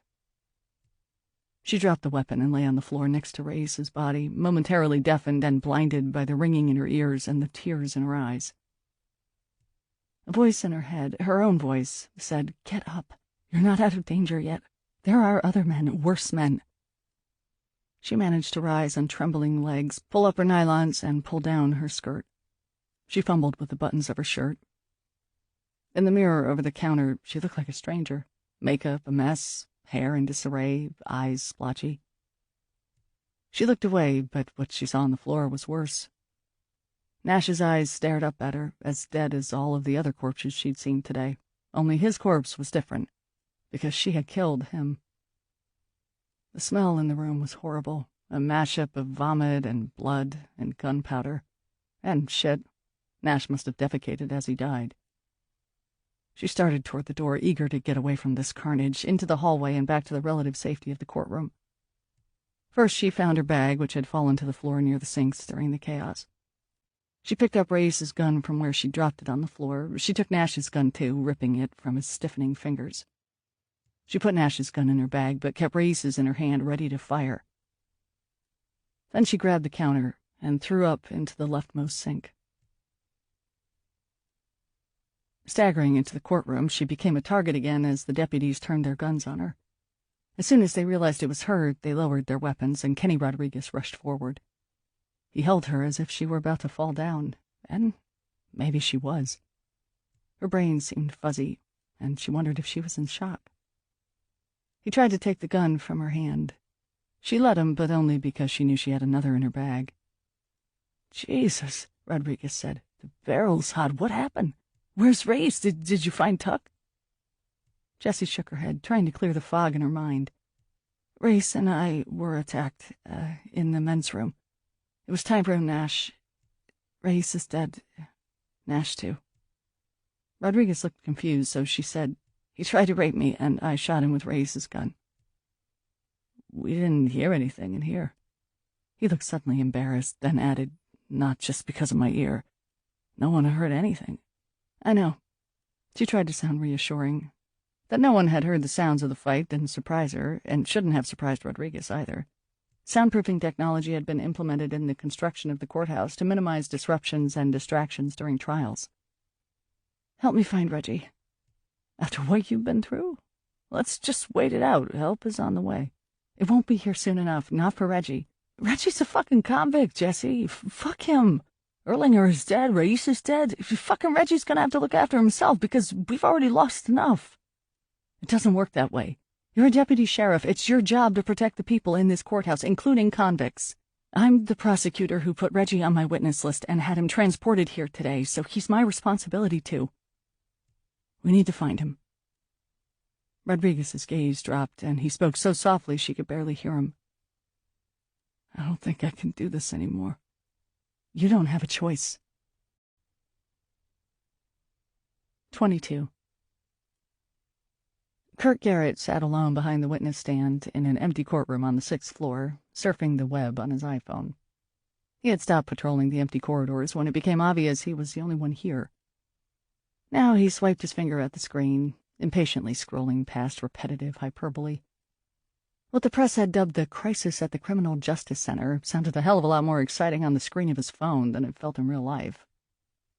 On the 7th floor, directly above his head, people were fighting for their lives. But he couldn't hear a sound, and the bulletproof Justice Guard monstrosities in the stairwell meant he couldn't get close. Down here on 6, he might as well be in a whole different building. But he knew he could still be a useful asset to security, and after his quick thinking with the elevators, he saved God knew how many lives. They knew it, too. So he wasn't surprised when his phone vibrated and the website he'd been skimming vanished from the screen, replaced by an incoming call from his fellow deputy sheriffs. Garrett tapped the screen and brought the phone to his ear. "Garrett." "Hey, man, it's Sean. I'm down here in the sub-basement watching the holding cells." Garrett rose from the witness chair and began to pace the empty courtroom. "You hear any news?" "Just that the captain's too paralyzed to make a decision, and the cops outside aren't doing dick squat either."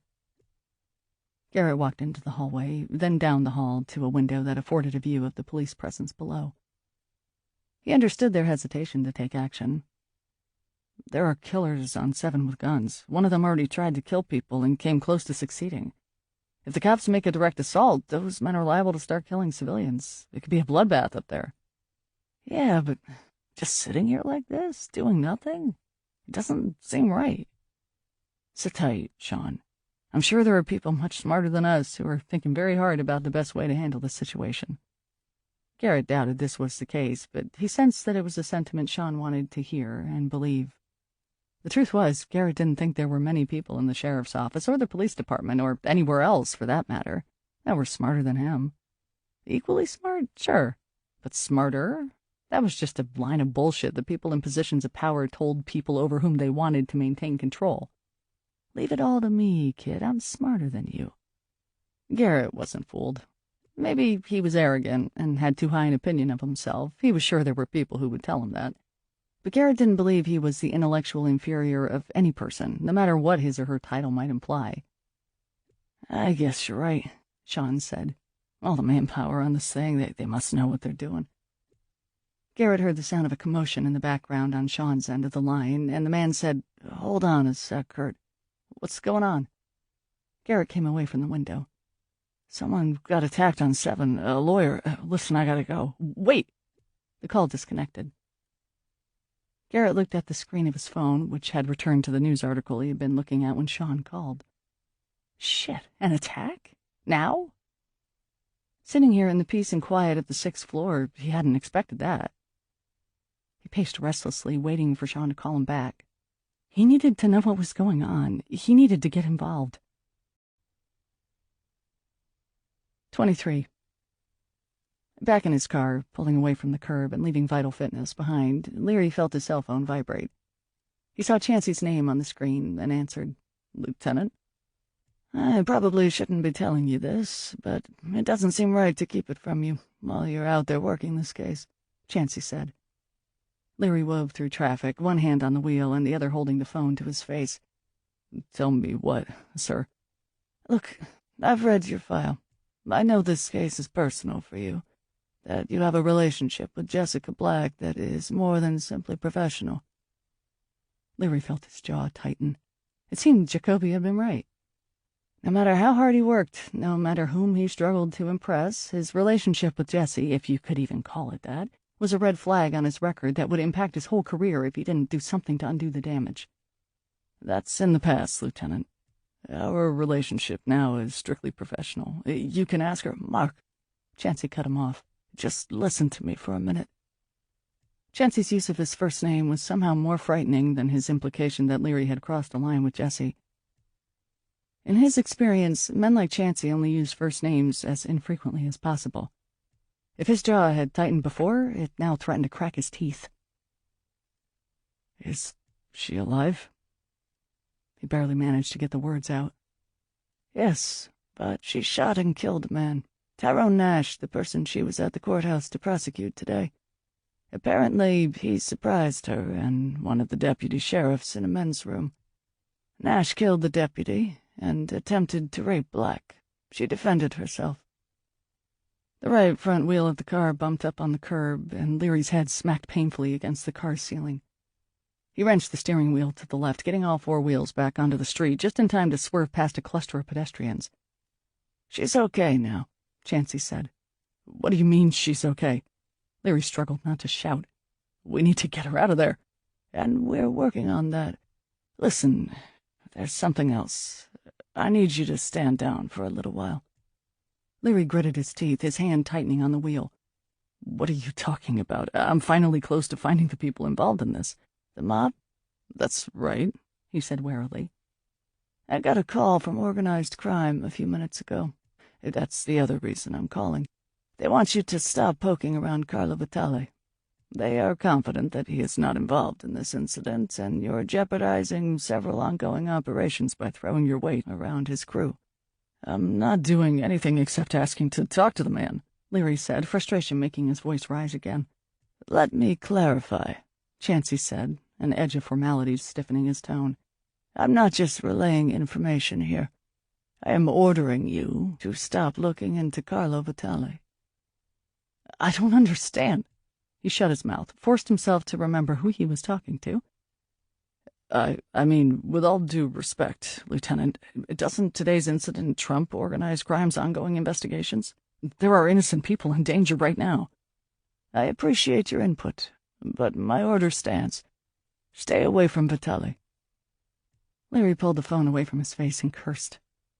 Then he said, "Let me show you what I have. This isn't some wild hunch. It's solid police work. I'm coming to you now." "No, Detective.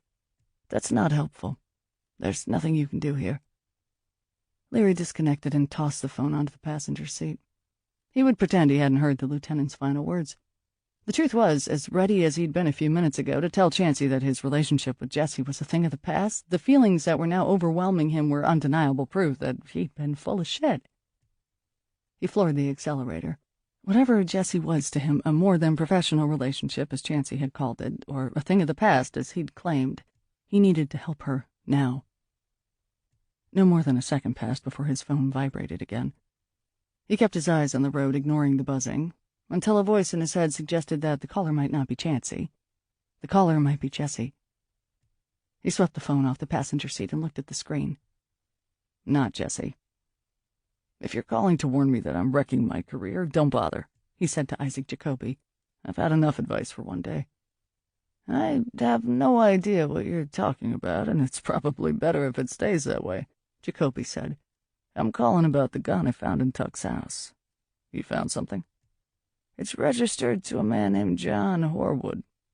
"Criminal record? Some connection to Tuck?" "His name popped in our system, but as a victim, not a criminal. He was murdered 11 years ago." "Murder? You were in the homicide division back then. Do you remember the case?" Jacoby barked a laugh. "I barely remember breakfast, but I pulled the file. A mugging gone wrong, basically. Horwood was walking home from work and got jumped by some scumbags. It didn't end well for him. The Mantua neighborhood was even worse back then, if you can imagine. That wasn't the interesting part, though. There are notes in the file about Horwood having a kid. Not his own, apparently, but he was raising a kid, a little boy who was the son of a prostitute who didn't want him. Leary tried to make sense of his old mentor's words. Jacoby clearly saw something significant in these facts. The kid was Reggie Tuck? The file calls him Reggie Horwood, but it has to be. Why else would Tuck own the dump all these years later? So, Tuck was raised by this guy Horwood, Leary said. And then Horwood is killed by muggers, and Tuck becomes a con artist who targets criminals. He nodded to himself as he drove, feeling the satisfaction of oddly shaped puzzle pieces clicking together. Is that helpful? Jacoby said. Might be. Did the file mention anything mob-related? Why? Jacoby said, sounding surprised by the question. You think the thing at the courthouse has something to do with organized crime? I don't know yet. Leary slowed the car as he approached the roadblock at the courthouse. I'm not done asking questions. 24. Jessie waited while Rodriguez checked in with courthouse security. Even in her earliest days as a prosecutor, she had never felt less at ease in a courtroom as she did now. A courtroom was supposed to be a refuge from the chaos and random violence of the real world, a safe place under the control of the rule of law. Right now, she couldn't imagine feeling less safe. Security wants us to stay here, Rodriguez said. He put away his phone. Why? Reggie's life is in danger. Just fine to see Jessie, please. He averted his gaze. You've been through enough. Don't worry about me.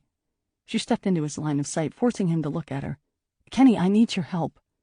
You heard me brief security. They don't want to risk losing any more lives. She could imagine the impact the deaths of Erlinger and Reis would have on security, and their reluctance to risk the lives of more deputies and civilians.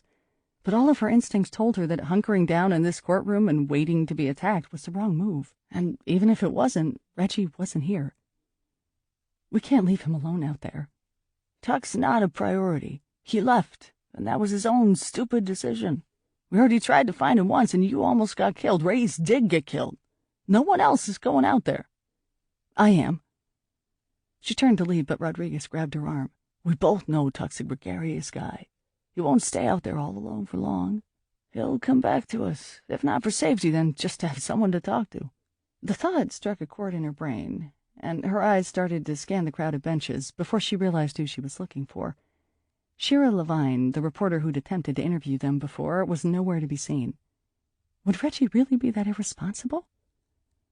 Her gaze continued around the room until it came to rest at the door behind the judge's bench, which led to a small room where jurors deliberated. Reggie, no stranger to the courtrooms of the CJC, would know that the door led to a relatively safe place where he could speak to an interested reporter without much risk of interruption, by the bad guys or by Jessie. Anger gripped her as she started toward the door. Rodriguez saw her and said, "Where are you going?" "I think I know where he is." She opened the door, Rodriguez right behind her, and walked quickly to the jury deliberation room. There she found Reggie sitting at the head of a long oval table, his back to a window, leaning back in a swivel chair with his shoes up on the table. Shira Levine sat in a chair beside him, a notebook and pen in her hands. She was scribbling notes as Reggie held forth. "That's when I had the idea to hide in the ceiling. What the hell is going on here?" Rodriguez said.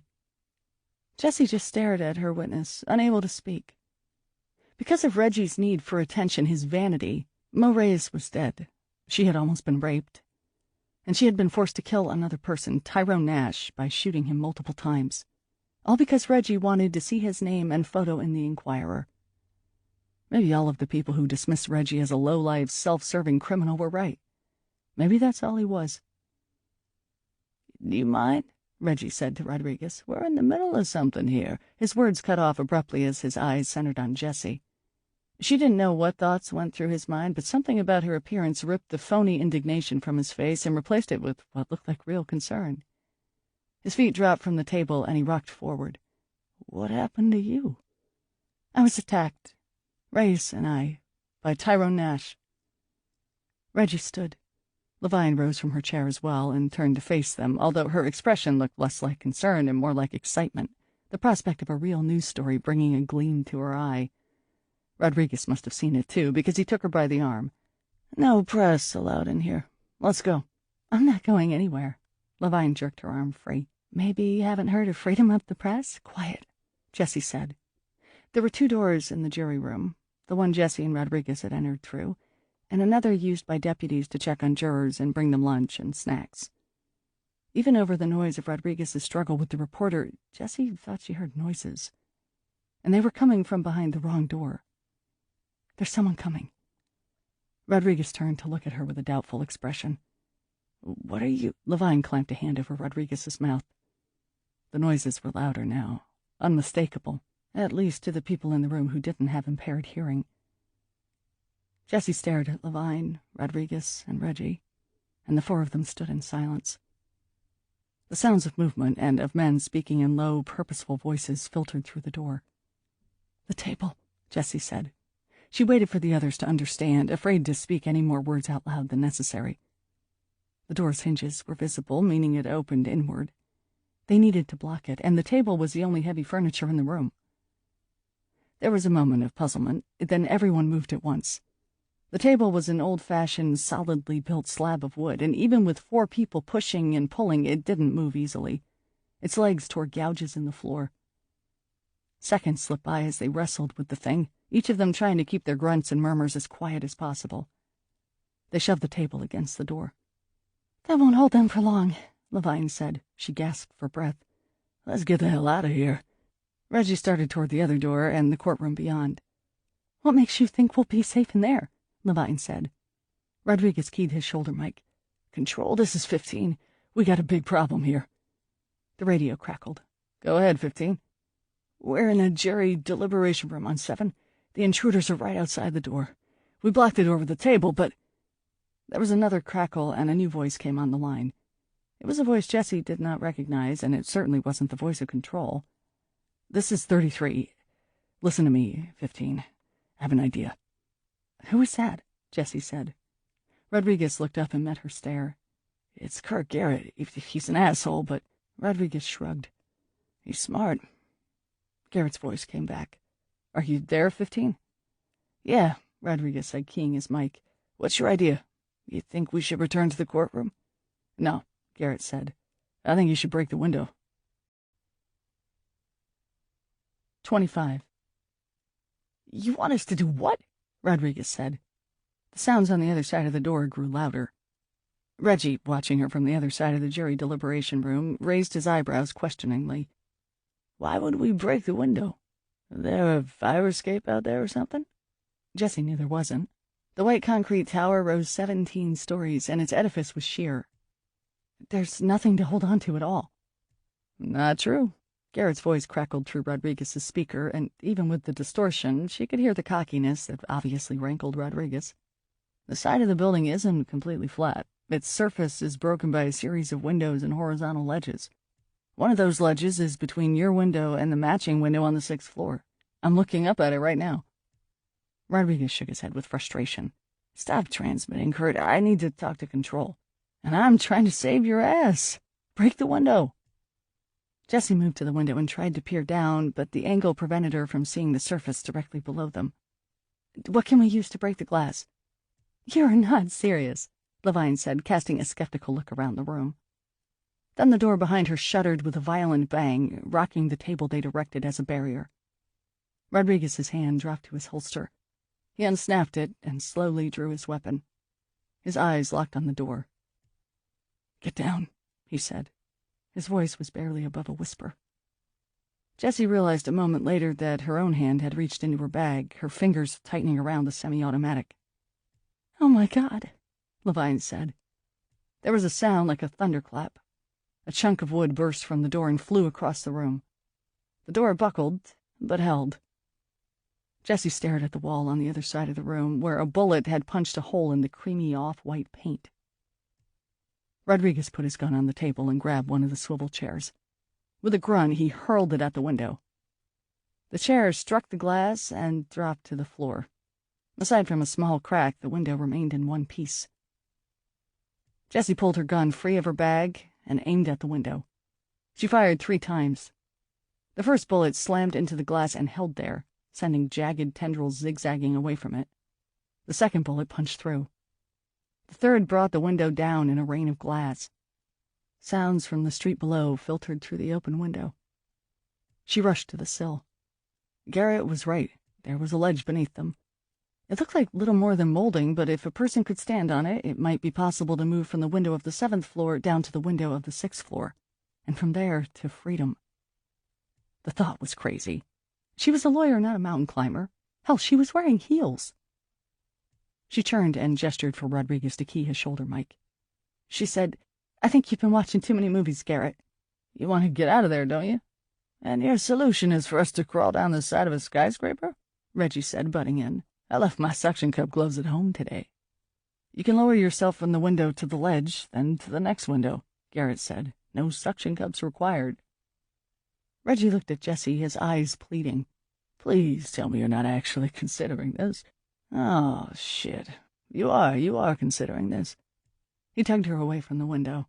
"Listen to me. I know exactly what you're doing right now because it's what every one of my marks did back when I was scamming people. You're conning yourself. You're convincing yourself to do something because you want to believe it's the right choice when the rational part of your brain, the smart part, is telling you it's not. You got to listen to the smart part of your brain, okay? Not to some crazy-ass deputy. Ain't all the wishful thinking in the world gonna get us safely from this window to any other. We go out there and we are gonna fall, Jesse. We are gonna fall hard." "He's right," Rodriguez said. Levine nodded. "We can't climb out there." "Hey," a voice called. It took Jessie a second to realize it was coming from outside. She returned to the window and looked down to see another face looking up. He couldn't be more than 10 or 15 feet away, but the distance looked like miles. And beyond the man's face, the distance to the street looked dizzying. The man squirmed his torso out of the window and raised his arms toward her. "It's okay," he called up to her. The wind seemed to whip his voice away, and she shuddered at the thought of how strong it might be as it whistled past the face of the building. "I'm Kurt Garrett. Come on, I can help you." There was another blast behind her. She whipped around and saw another chunk of the door burst apart. Levine screamed and staggered to her knees. She clutched at her neck, where a triangle of wood stuck out of her skin. Blood gushed down her throat and stained her blouse. Rodriguez aimed his gun at the door. "Go," he said. "I'll hold him off. Get out of here." "Don't listen to him," Reggie said. "Let's just go back to the courtroom." "Look at me," Garrett called up to her. He thrust himself further out of his window, and Jessie could see his broad shoulders and the muscles of his biceps exposed by his rolled-up sleeves. "If you can climb down to me, I can grab you and pull you into this window. You and Tuck and Rodriguez. Trust me." "He thinks flexing his pecs is going to convince us to climb down the side of a building," Reggie said, staring down at the man. "I don't care if he's got the upper body strength of a gorilla. If he doesn't have wings or a jetpack, he's not going to be able to help us." "Are you sure you can do this, Kurt?" Jessie said. She wasn't sure if she was really asking him or herself. "If we try this crazy stunt, are you sure you can grab us at the other end?" "I'm sure." His answer came without hesitation, and there was something about his confidence and the open, determined expression on his face that made her decision for her. She turned to Reggie and placed her bag on the floor.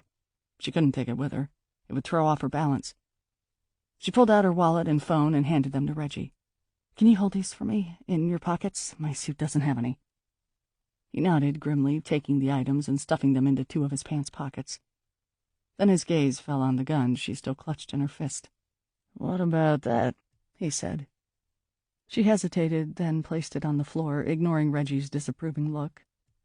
Leaving the gun behind made her uneasy, but she knew it wouldn't do them any good while they were hanging from the side of the building, and if they managed to survive the descent, they wouldn't need it on the 6th floor.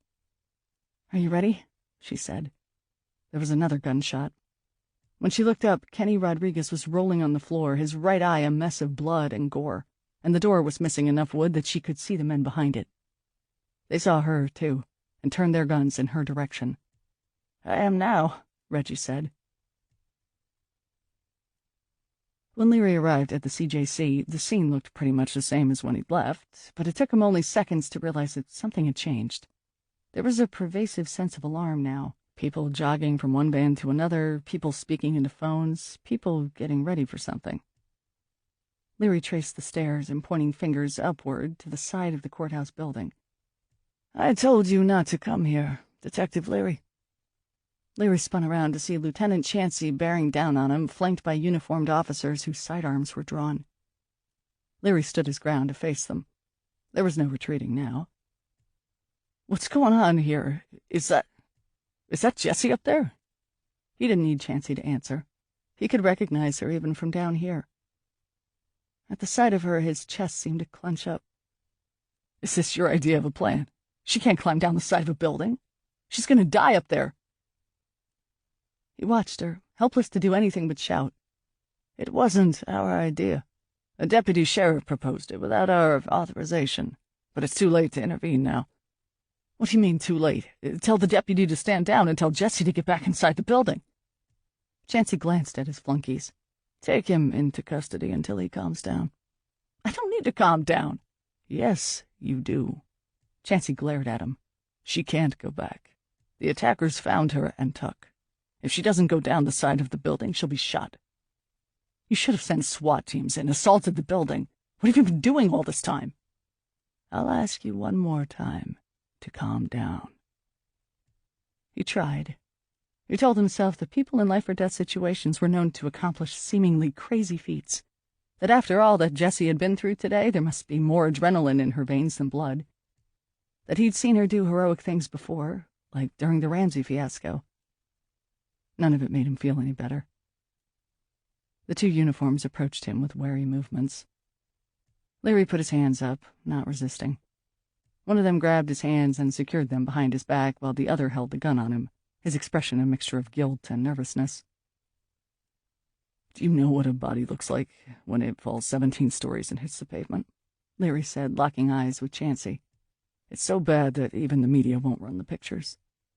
If Jessie dies, it's on you." "Are you threatening me, Detective Leary?" "You can still stop this." Chansey patted his pockets until he found a cigarette. His fingers trembled as he brought it to his mouth and lit it. "It's too late. All we can do now is let this play out." Leary turned away and gritted his teeth. He tried to hold back his rage, to salvage what little remained of his career prospects, but the sight of Jessie in danger had shredded those concerns. "You're a coward, Lieutenant." He regretted the words the moment they were out of his mouth, but it was too late to take them back. Chansey stood and smoked his cigarette, still and silent, but his peacefulness was an illusion. Anger burned in his stare. Jessie swept broken glass from the window frame. Behind her, she could hear the attackers battering the door. She swung one leg over the edge, pivoted so that she was facing Reggie's wide-eyed, panicked face, and then, gripping the bottom of the window frame with both hands, brought her other leg over it as well and lowered her body until she was hanging from the window. Wind whistled past her ears. Her hair flapped around her head, obstructing her vision. Looking up, she could see Reggie staring down at her. "This is hands down the stupidest shit I've ever been a part of," he said. He glanced behind him and his jaw slackened. When he met her stare again, there was a new determination in his features. "They're almost through the door." "Come on." Reggie crouched over the window frame. He dangled one foot into the air, and even over the wind she heard him moan. But a moment later, he was hanging beside her. His jacket ballooned like a sail, and his tie whipped around his cheeks. "Now what?" "Look down. We're directly above a ledge. If we get to the ledge, then we can lower ourselves to the window below us." Glancing down, she could see the deputy sheriff down there, Kurt Garrett, staring up at them. Even though she'd never met the man, he was a comforting sight. "Look down," Reggie said. "Really? We're hanging off a skyscraper and you're telling me to look down?" A strand of her hair found its way into his mouth, and he spat it out with panicked puffs and pants. "We only need to drop a little bit." The ledge beneath them couldn't be more than a foot from her dangling feet, and it looked wide enough to stand on, but she had no idea how the physics would work. If she and Reggie simply let go, would they drop straight to the ledge, landing on their feet? Or would they bounce off the narrow surface and plummet to their deaths? The space between their feet and the ledge seemed like such a short distance, but that didn't make the risk any less harrowing. She stared at the ledge, her legs weaving and scissoring above it, and wished there were a drain pipe or some other structure to hold on to as she lowered herself down. Then another possibility occurred to her. "Listen, Reggie, you go first. Hold on to my body and climb down me." You mean like a ladder? Are you seriously this crazy?"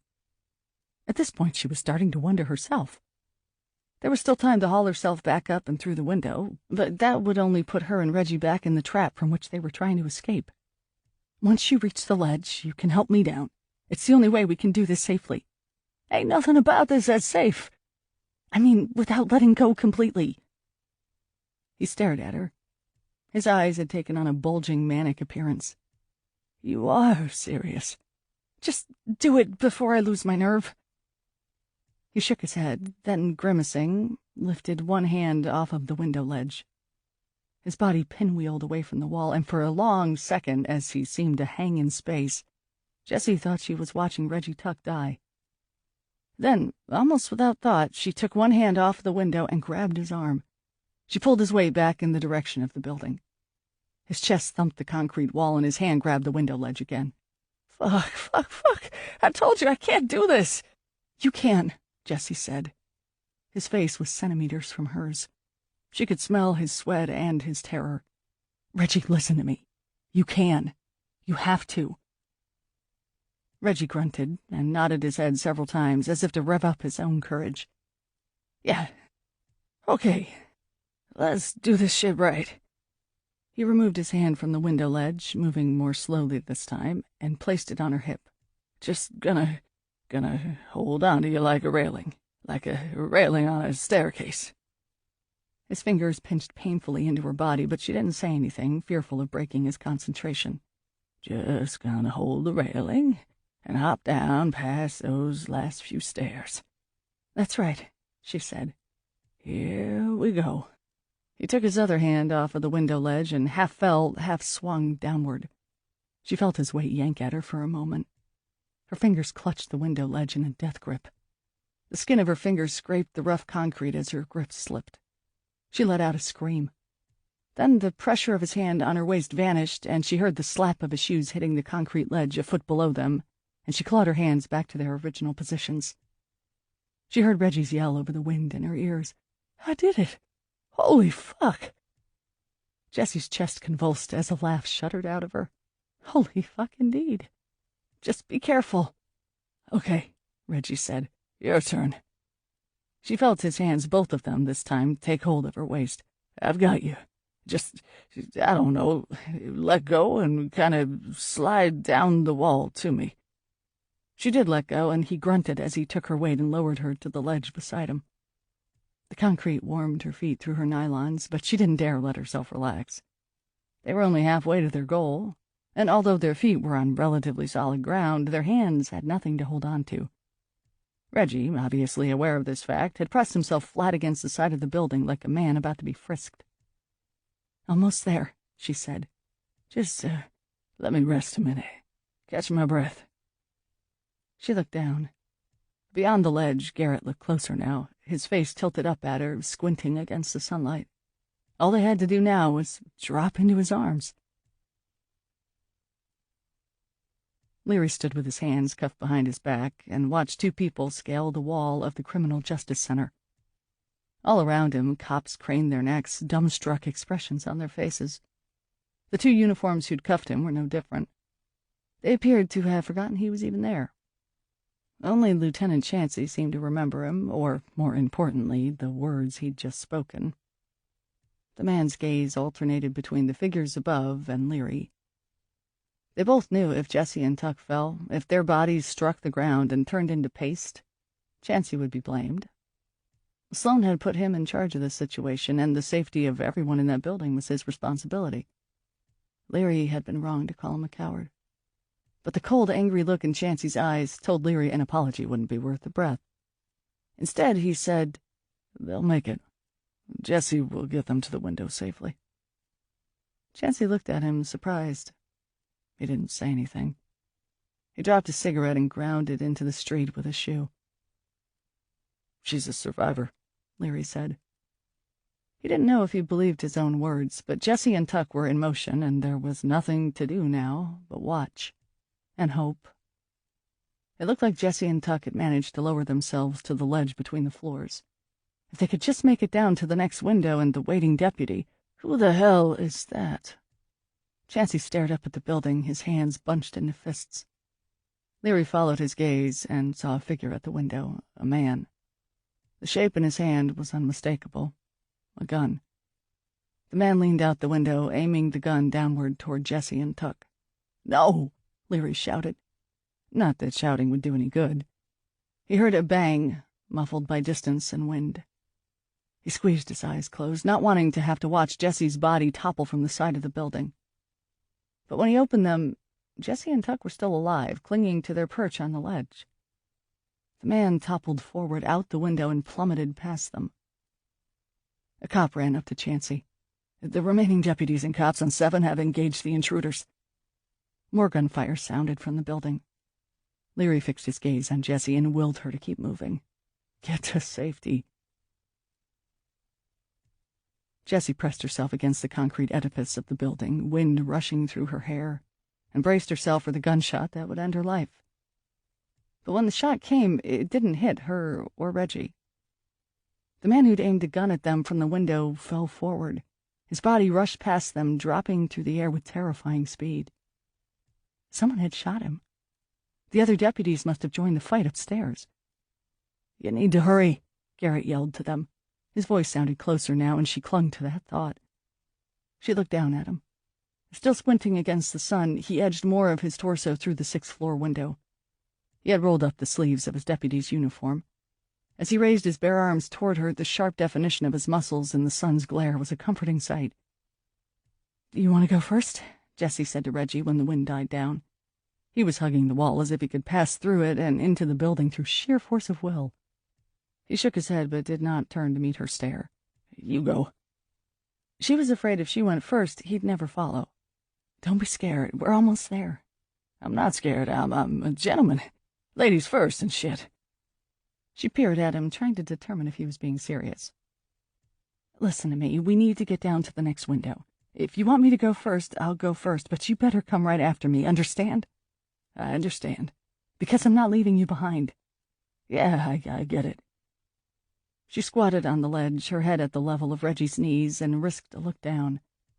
Garrett's neck and shoulders seemed to tense as he braced himself to receive her. Beyond the deputy, she could see people and vans and police cars far below. She knew Leary was down there somewhere, watching her. And the thought brought an unexpected surge of courage. She swung her legs off of the ledge and lowered her body until she was hanging by her fingers. A hand gripped her right ankle, followed a moment later by another hand gripping her left. She looked down and saw the top of Garrett's head. He had his face turned away, apparently out of some misguided chivalry. "I don't care if you look up my skirt, Kurt. Just get me down from here." His face snapped upward. "I've got your ankles, but I can't reach any higher. You need to let go. I'll catch you." "No, wait." The voice was Reggie's, coming from above. She looked up and found that he had moved into a squatting position, copying her own earlier movements. Now he placed his hands on hers. "Hold on to me. I'll lower you further so he can get a better grip, higher up on your body." She shook her head. "The ledge is too narrow. I'd pull you right off." Reggie gritted his teeth and maneuvered his body until he was lying flat on the ledge. "I only need to lower you an arm's length, and the deputy will be able to grab you." Jessie wasn't convinced, but Reggie didn't give her a choice. His fingers pried her hands off the side of the ledge and into his own hands. She heard him grunt, and then she descended suddenly as his arms hung over the edge. Garrett's hands moved from her ankles to her thighs and then to her waist. "I've got you," he called. "Okay, Reggie." She looked up and realized even before Reggie did that it was too late. He had overbalanced. His body tilted over the edge and into the air. She heard him scream. Jessie tightened her hands around his. He toppled over her head in a somersault that almost tore her arms out of their sockets. Pain throbbed in her arms and shoulders, but she held on. Garrett managed to hold on as well, his hands gripping her waist even as the force of Reggie's fall almost ripped her out of his grasp. Reggie's body jerked to a stop, and he hung in space, his fingers entwined with Jessie's. Jessie twisted her head to look at the deputy. The man was smiling now, flushed with victory, and she couldn't help smiling back as he started to haul them inside. 26. With one arm wrapped around her waist and his other hand gripping Reggie's forearm, Kurt Garrett pulled him through the window. It was a relief to no longer feel wind against her face and noise in her ears. Her feet settled on the floor, and she reveled in the sensation of the flat, steady surface beneath her. "Welcome to the 6th floor," Garrett said.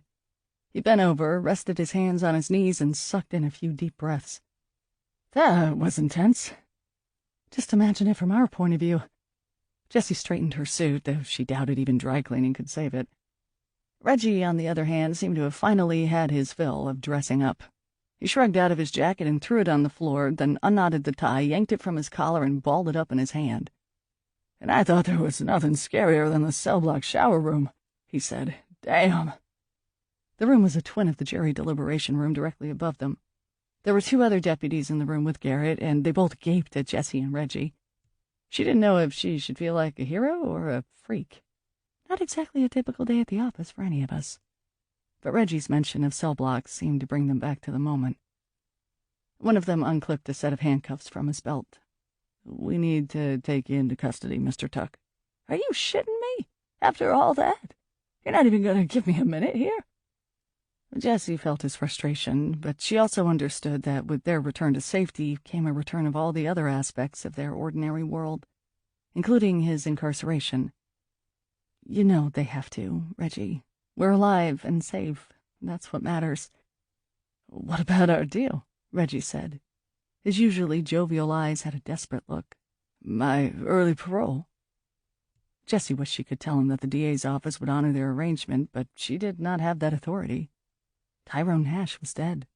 There would be no trial, and therefore no testimony by Reggie. Their deal was moot. "I'm sorry. You need to go with the deputies. I'll visit you as soon as I can." "You'll visit me?" His expression changed from desperate to angry. "As touching as this conversation is, I'm going to need to interrupt it," Garrett said. Jessie looked at him, surprised by the joking tone of his voice and the smirk on his previously earnest face. He reached behind his back, and his hand came back holding a stubby knife. "What the hell, Garrett?" one of the other deputies said. Garrett punched the short blade into the man's throat. Before the other deputy could unbutton his holster, Garrett stabbed him in the eye. Both deputies staggered backward and fell, gasping and clutching at their wounds. Jessie stared in disbelief, temporarily paralyzed. Reggie, standing beside her, had gone just as still. Garrett planted a foot on the second deputy's cheek, reached down, and ripped his knife free. Pieces of the man's eyeball flew from his face. The man started to scream, and Garrett cut his throat. "Sorry for the mess," he said, glancing at Jessie and Reggie, "but I can't afford to make too much noise." Jessie found her voice. "What's going on? Were those men working with the intruders?" Garrett shook his head. "No, Miss Black, I am." "You know," Reggie said, "prison doesn't sound so bad right now." The joke fell flat. They had no options here, no chance at getting out of this alive. Jessie had left Nash's gun on the floor above them. Kurt Garrett, whoever he was, held all of the cards. And in a moment, he would hold all of the guns, too. He removed one from each deputy's holster. "Just make it quick, okay?" Reggie said. "Shoot me in the head, none of that knife shit." Garrett placed his knife on the conference table and ejected the clip from the first deputy's service pistol, then the second, and put the clips in his pockets. "Never forget the one in the chamber," he said, popping those bullets out as well before tossing the empty weapons to the floor. He picked up his knife. "Don't worry, Reggie. I'm taking you out of here alive. Ms. Black, on the other hand..." He turned to Jessie, and his fingertip traced the edge of the blade. She willed herself to meet his stare, but her body shuddered, betraying her fear. "It's up to you, Reggie. Come quietly, and I'll leave her here in this room, handcuffed to the table. Resist me, and I'll have to kill her." He approached her with the knife. "What do you say, Reggie?" "How about a third option?" Reggie said. He reached into the back waistband of his suit pants. In the time it took Garrett to turn, Reggie's hand came back, gripping Tyrone Nash's gun. He must have taken it before following Jessie out the 7th-floor window. Jessie might have been angry about his deception if she wasn't so relieved that he'd done it. A breath she hadn't realized she'd been holding burst from her lungs. "A concealed firearm," Garrett muttered. His voice was thoughtful. "I didn't expect a move like this from you, Reggie. You surprised me.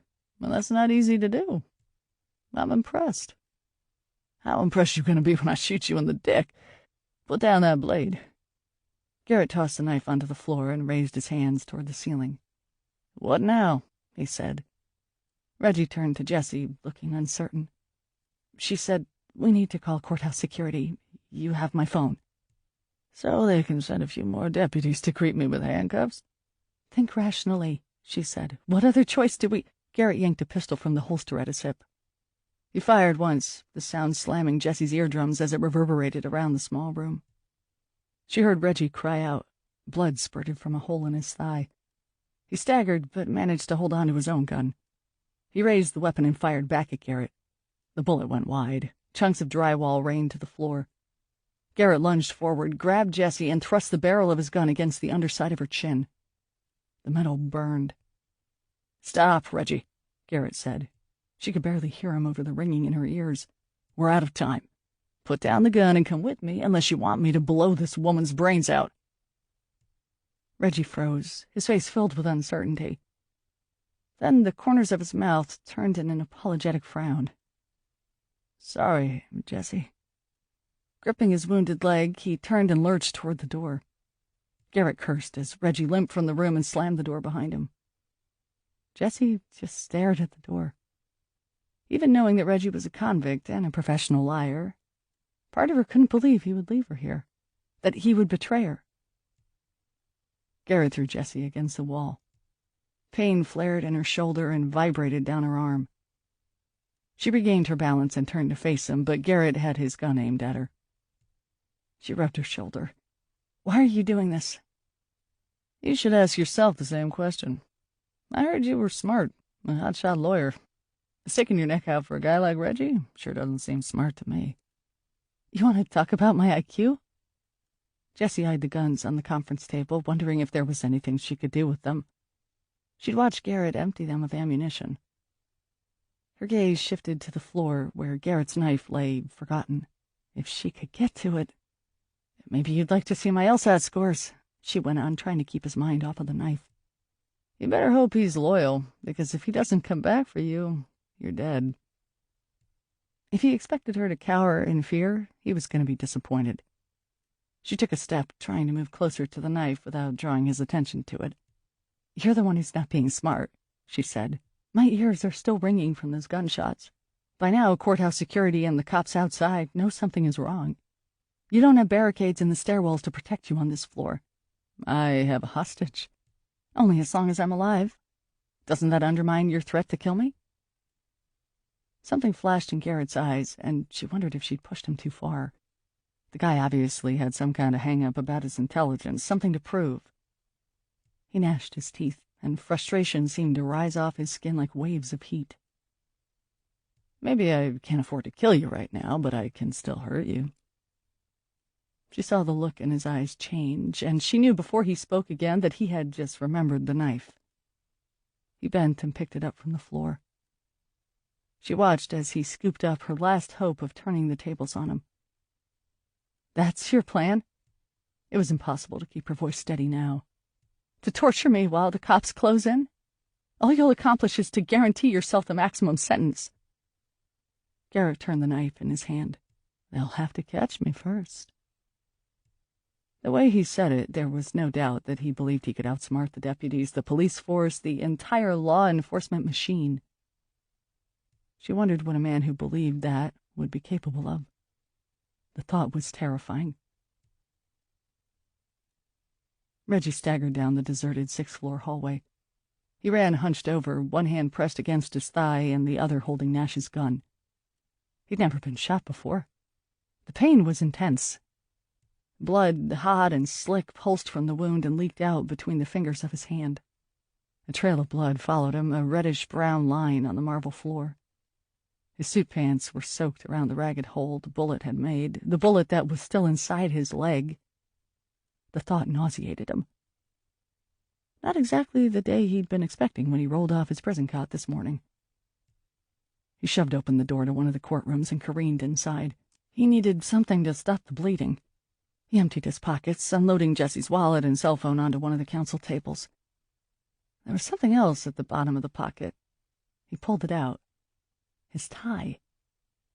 He remembered his happiness at learning that he would be trusted with a real tie today, instead of a clip-on, and he laughed. Then he wrapped it around his thigh like a tourniquet, cinched it tight, and knotted it. The pain continued to throb, but the bleeding slowed. "Okay, Reggie," he said. "That's good. That's a real good start. What next?" His gaze fell on the wallet and the phone. He swept the phone off the table and flicked his finger against the screen. He was greeted by a lock screen prompting him for a password. Fucking people. Nobody trusts anybody anymore. Then he saw an option for making an emergency call. He hesitated, but only for a second.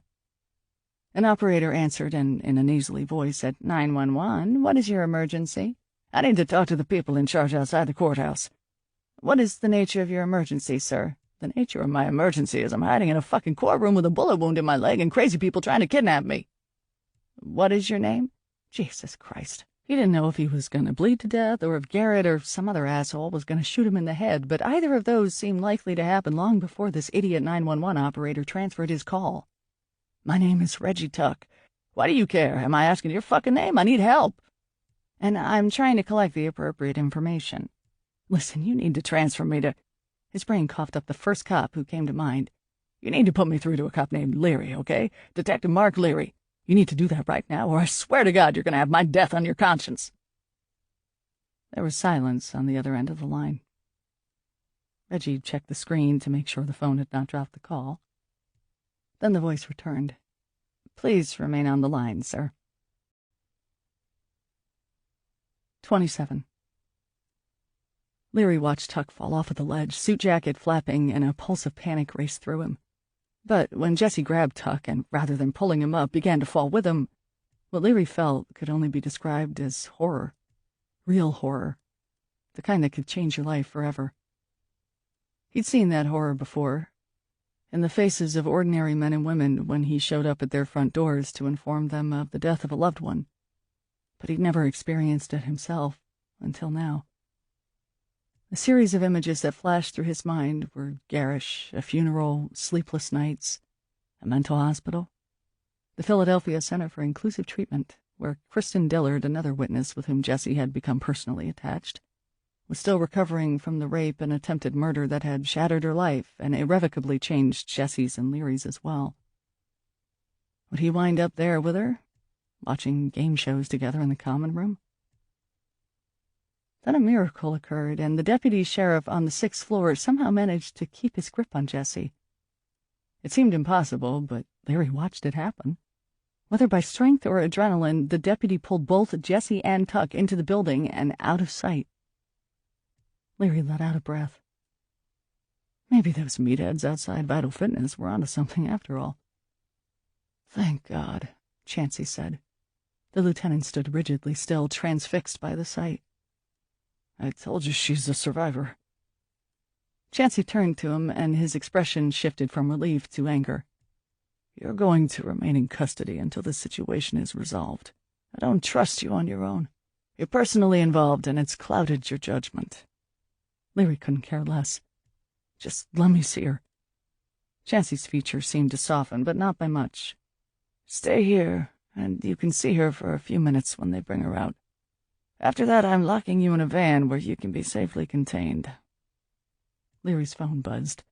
That's probably her. Can you uncuff me so I can answer it? No. Chansey took Leary's phone from his pocket and answered it himself.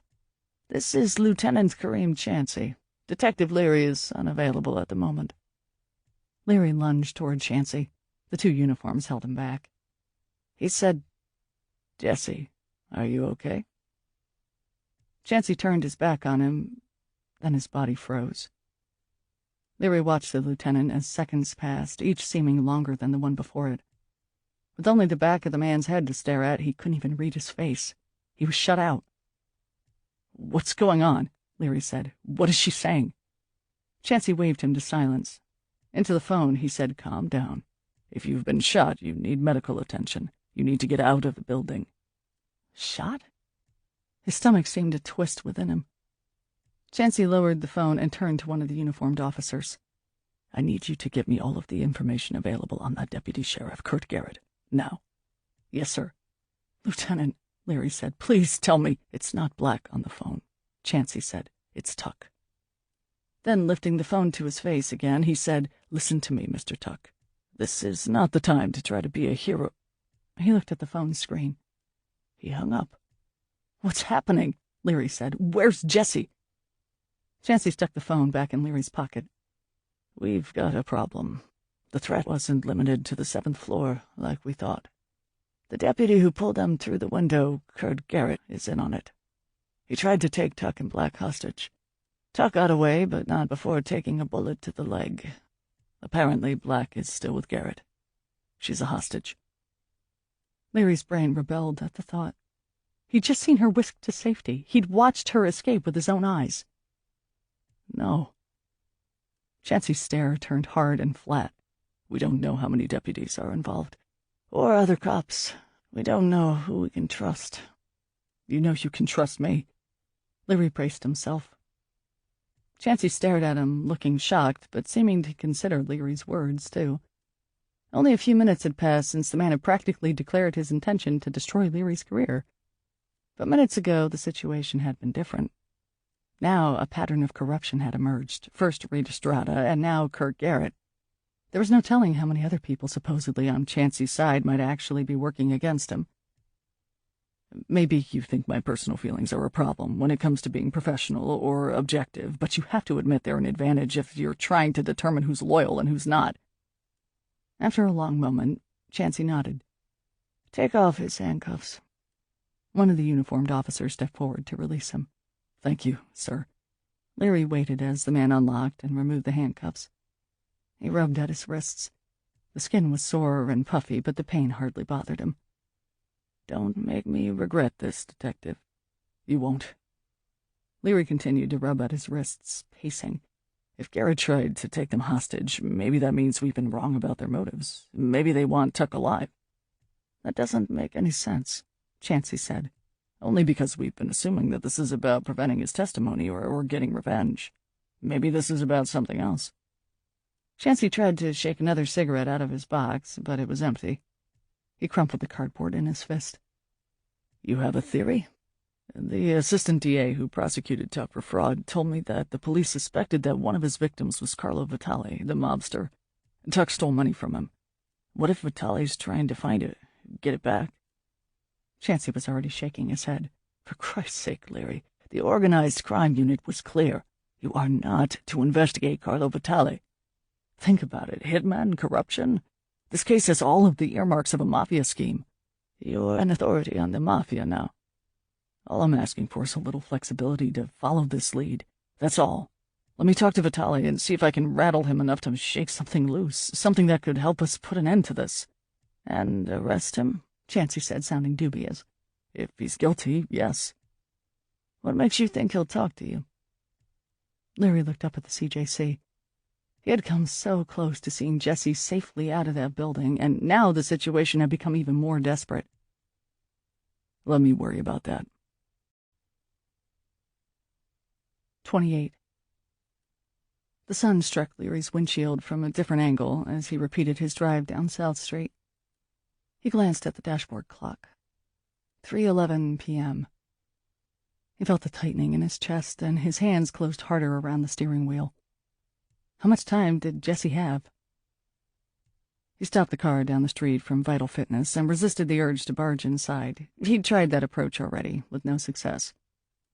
Lorena Torres had told him Vitale conducted business here. His best chance was to wait for the man to show up and make his move then. He sat low in his seat and tried not to look at the clock. The place didn't seem particularly popular. Maybe 2 or 3 people entered the building during the next 15 minutes, exchanging pleasantries with the 2 meatheads who'd tried to block his entrance earlier in the day. Leary told himself that he wasn't wasting time here, as a few more people, none of them resembling Carlo Vitale, entered or exited the gym. 4 o'clock rolled around, and Leary cursed out loud. He was about to call Lorena and beg for another favor, maybe the address of Vitale's house, when a Jaguar sedan pulled up in front of the gym. Larry leaned forward. The Jag was the nicest car he'd seen here by a large margin. A man in a jogging suit emerged from the driver's side door. Leaving the engine running, he walked around the car and opened the passenger side rear door. A middle-aged man climbed out. He was wearing a charcoal gray suit, and his salt-and-pepper hair was swept back from a widow's peak. Leary recognized him from photos he'd seen in the press and in the police station. Carlo Vitale. His patience had paid off. Vitale gave his driver a friendly clap on the back and headed for the gym's entrance. The two meatheads practically fought each other for the honor of opening the door for the man. Once Vitale was inside, the driver waved to the meatheads and returned to the Jaguar. A few seconds later, the engine roared to life. Larry watched the car roll past him. He counted to 10, then opened his own door and got out of his car. "Look who's back," Thickneck said. His buddy laughed. "Skinny cop." Larry didn't have the patience for bullshit this time. Instead of his badge, he pulled his service pistol. "Get the fuck out of my way." The meatheads froze, seeming to consider their options. Then they parted and allowed Leary to pass between them. They didn't open the door for him, but Leary supposed he could live with that. Inside, the same odors assaulted him, sweat and rubber. The face that looked back at him from the floor-to-ceiling mirrors was one he barely recognized. It was either the face of a determined man or a desperate one. He wished to hell he knew which it was. "Put the gun away, Leary." Mac Biondi had come out of the back room. He'd probably watched his confrontation with the meatheads on a monitor. Leary was sure this place had cameras, top-of-the-line security. Leary holstered his weapon. "I'm here to see Carlo." "Carlo's busy." Biondi scratched at his mustache, his lanky body blocking Leary's progress. If he'd found Leary's entrance intimidating, he sure hid it well. "Come back another time. I know he's here, and I need him now." "And you still won't tell me what this is about?" "Urgent police business." Leary tried to move around him, but Biondi was more spry than he looked. He managed to predict Leary's movements and keep himself planted in his path. "Problem is, Carlo doesn't have time for urgent police business because he's busy with urgent Carlo business. So you'll just have to come back when he's not." Leary had dealt with thugs who pretended not to fear the police. He'd also dealt with creeps who legitimately didn't fear them, either because the threat of prison was no big deal to them, or because they believed they had the power to avoid justice. Leary didn't think Biondi was that tough or powerful, so he hoped the man was bluffing. "Mac, I'm gonna count to 5, and then I'm gonna arrest you for obstruction of justice. 1. Biondi smirked. "Nice try, detective. 2. Leary reached for his gun. "You can't arrest 3. "I know how this works, asshole. You—" 4. He brought out his handcuffs with his other hand. "Why don't you go fuck your 5? Leary advanced toward Biondi and felt a surge of satisfaction when the man took a step back, retreating. I always was good at the game of chicken. "That's more like it, Mac. Now stay here and don't do anything stupid. I'm gonna go find your boss." But Leary didn't need to find anyone. The door to the hallway opened. Carlo Vitale stepped out. "Enough, cops and robbers," Vitale said. "Mac, go take a coffee break. Detective, if you want to talk to me, here I am. Does the office and back work?" "Sounds fine to me." Leary gave Biondi a long glare before returning his gun and handcuffs to their places. Judging by his sour expression, Biondi wasn't happy with the idea of leaving Leary alone with Vitale. But he also looked intimidated, much more than he'd looked when he'd backed down from Leary's bluff, in fact. Leary guessed the man wasn't in the habit of second-guessing his boss. "You need anything, Carlo, you call me."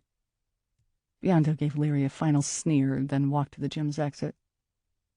Vitale waited until the man disappeared into the daylight outside before turning to Leary and beckoning him toward the hallway. "Come, we can get comfortable and wait for my lawyer to arrive." "Your lawyer?" Sensing another delay, Leary clenched his fists. "We don't have time to wait." "You're gonna need to find some patience, detective, because I'm not saying another word till he gets here." In the gloomy back office of Vital Fitness, for the second time today, Leary couldn't help feeling like he was going in circles. But unlike Biondi, Vitale had the manners to offer Leary a drink from the fridge. Leary declined, and noticed that Vitaly did not take one either. They each sat down and faced each other over the old, battered desk. Leary tried to size the man up, and assumed that Vitaly was doing the same to him. Carlo Vitaly's face made frequent appearances on local Philadelphia news, but this was the first time Leary had seen him close up and face-to-face in person. He knew the man was in his 60s, but never would have guessed that by looking at him. Vitaly seemed somehow more dynamic than his age would suggest, more energized. A squeak broke the silence as Vitaly sat forward in Biondi's chair and studied Leary with a gaze that seemed to bore straight into him. Leary saw the muscle tone in the old man's arms and shoulders, accentuated rather than hidden by his tailored suit. His hair, although peppered with gray, was full and styled like a younger man's. There were lines on his face, grooves around his mouth and eyes, but even these seemed active, like hard slashes rather than soft wrinkles. Leary scanned the desk for any sign of what the crime boss might have been working on before Leary had interrupted him, but saw nothing besides a pile of bills and a weightlifting magazine. "Charles should be here any minute," Vitaly said. "I called him before breaking up your little pissing match with Mac. You should teach the man some etiquette." Vitaly cracked a smile. "I think you're the one who will be receiving some instruction." Leary could sense Vitaly's menace, but its effect was muted. Watching Jesse nearly fall off the side of a building was an experience of terror to which a sleazy gangster like Vitaly could only aspire. "I thought we weren't going to talk until your babysitter arrived." Vitaly's mouth twitched, but his stare remained flat and cold. "Do you really think a badge and gun give you the right to barge into a place of business and harass a private citizen?" Leary shrugged. "You call it harassment, I call it conversation." "And I call it interrogation," said a voice from behind Leary. Leary twisted in his chair and saw a tall black man stroll into the room. The man grabbed a chair from the other side of the room and planted it on the floor to the side of the desk so that he was sitting between Leary and Vitaly. "This is my attorney," Vitaly said. "Charles Pendleton," Leary said. "We've met." He peered at the lawyer, not bothering to conceal his shock. He'd sensed that Vitaly was a ballsy old bastard, but parading Tyrone Nash's court-appointed lawyer in front of him was a whole new level of arrogance. Vitaly was practically shoving his involvement in today's events in Leary's face and daring him to prove it. "Nice to see you again, Detective Leary. Shouldn't you be at the Criminal Justice Center right now, trapped on the 7th floor with everyone else?" Pendleton smiled. "Shouldn't you?"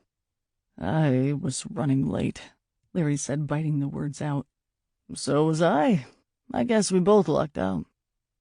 Vitaly's gaze swung back and forth between the men, following the exchange with interest. "I thought I was the one you wanted to talk to, Detective." "Now you want to talk?" Leary said, turning his attention back to Vitaly. "Why don't you give me the names of your people in the CJC?" "What people?" Pendleton held up a hand. "Don't say anything else, Carlo. The detective clearly believes you're involved in the hostage situation at the Criminal Justice Center. He's fishing." "That's why you're here? The thing at the courthouse?" Vitaly looked genuinely surprised and amused. The creases around his mouth deepened as he grinned. "You cops will try to pin anything on me, won't you?" "Carlo," Pendleton cautioned. "Sorry, Detective," Vitaly said. "But my lawyer doesn't like this topic." "Why don't we talk about Reggie Tuck instead?" Leary said. That drained the amusement from the old man's face. "What about him?" "How much did he steal from you?" "From me?" Vitaly's surprise looked genuine. "Tuck? I think you've got it backwards." "Let's not disclose the details of a confidential business transaction," Pendleton said. He gave Vitaly a look that Leary had seen many defense attorneys level at their clients, a look that said, "Shut your mouth." Annoyance flashed across Vitaly's face, but he complied. "Charles is right. I wouldn't want to divulge any secrets." Leary studied Vitaly's smirk, trying to make sense of it. If Tuck had ripped him off, Vitaly should be angry, ashamed, pissed off. Instead, he looked smug. It didn't make sense unless... He remembered something Assistant D.A. Melody Young had said about Tuck. He always played the role of a greedy man who was out of his depth, with no criminal expertise, who was looking for a partner in crime. Of course, the people he approached saw him as someone they could take advantage of. Suddenly it clicked and Leary understood. Vitale thought he'd gone tuck. Leary made a face and laughed. Come on, Mr. Vitale. I'd say Reggie forfeited the protection of any confidentiality provisions when he ripped you off, don't you? Why do you keep saying that? Vitale said. Reggie didn't rip me off. He brought me a fantastic investment opportunity, which I gladly took off his hands. I'm hoping he comes back with another one. Pendleton cleared his throat. Carlo. Leary ignored Pendleton and maintained eye contact with Vitale. That's not what I heard. The police believe he conned you, right before they arrested him for conning a bunch of other people. He needed to push the man to see what he knew. Vitale might not be responsible for what was happening at the CJC. It was beginning to look like he had no motive. But something was off. A man as smart as Vitale should know he'd been ripped off. Tuck was arrested? You didn't know Reggie's serving time for fraud? That's enough. Pendleton rose from his chair. Unless you are planning to arrest my client, this interview is over. Please leave, Detective Leary, and continue your fishing expedition elsewhere. Leary rocked back in his chair. He pretended to ignore the lawyer, but Pendleton's agitation had stirred a new theory in his mind.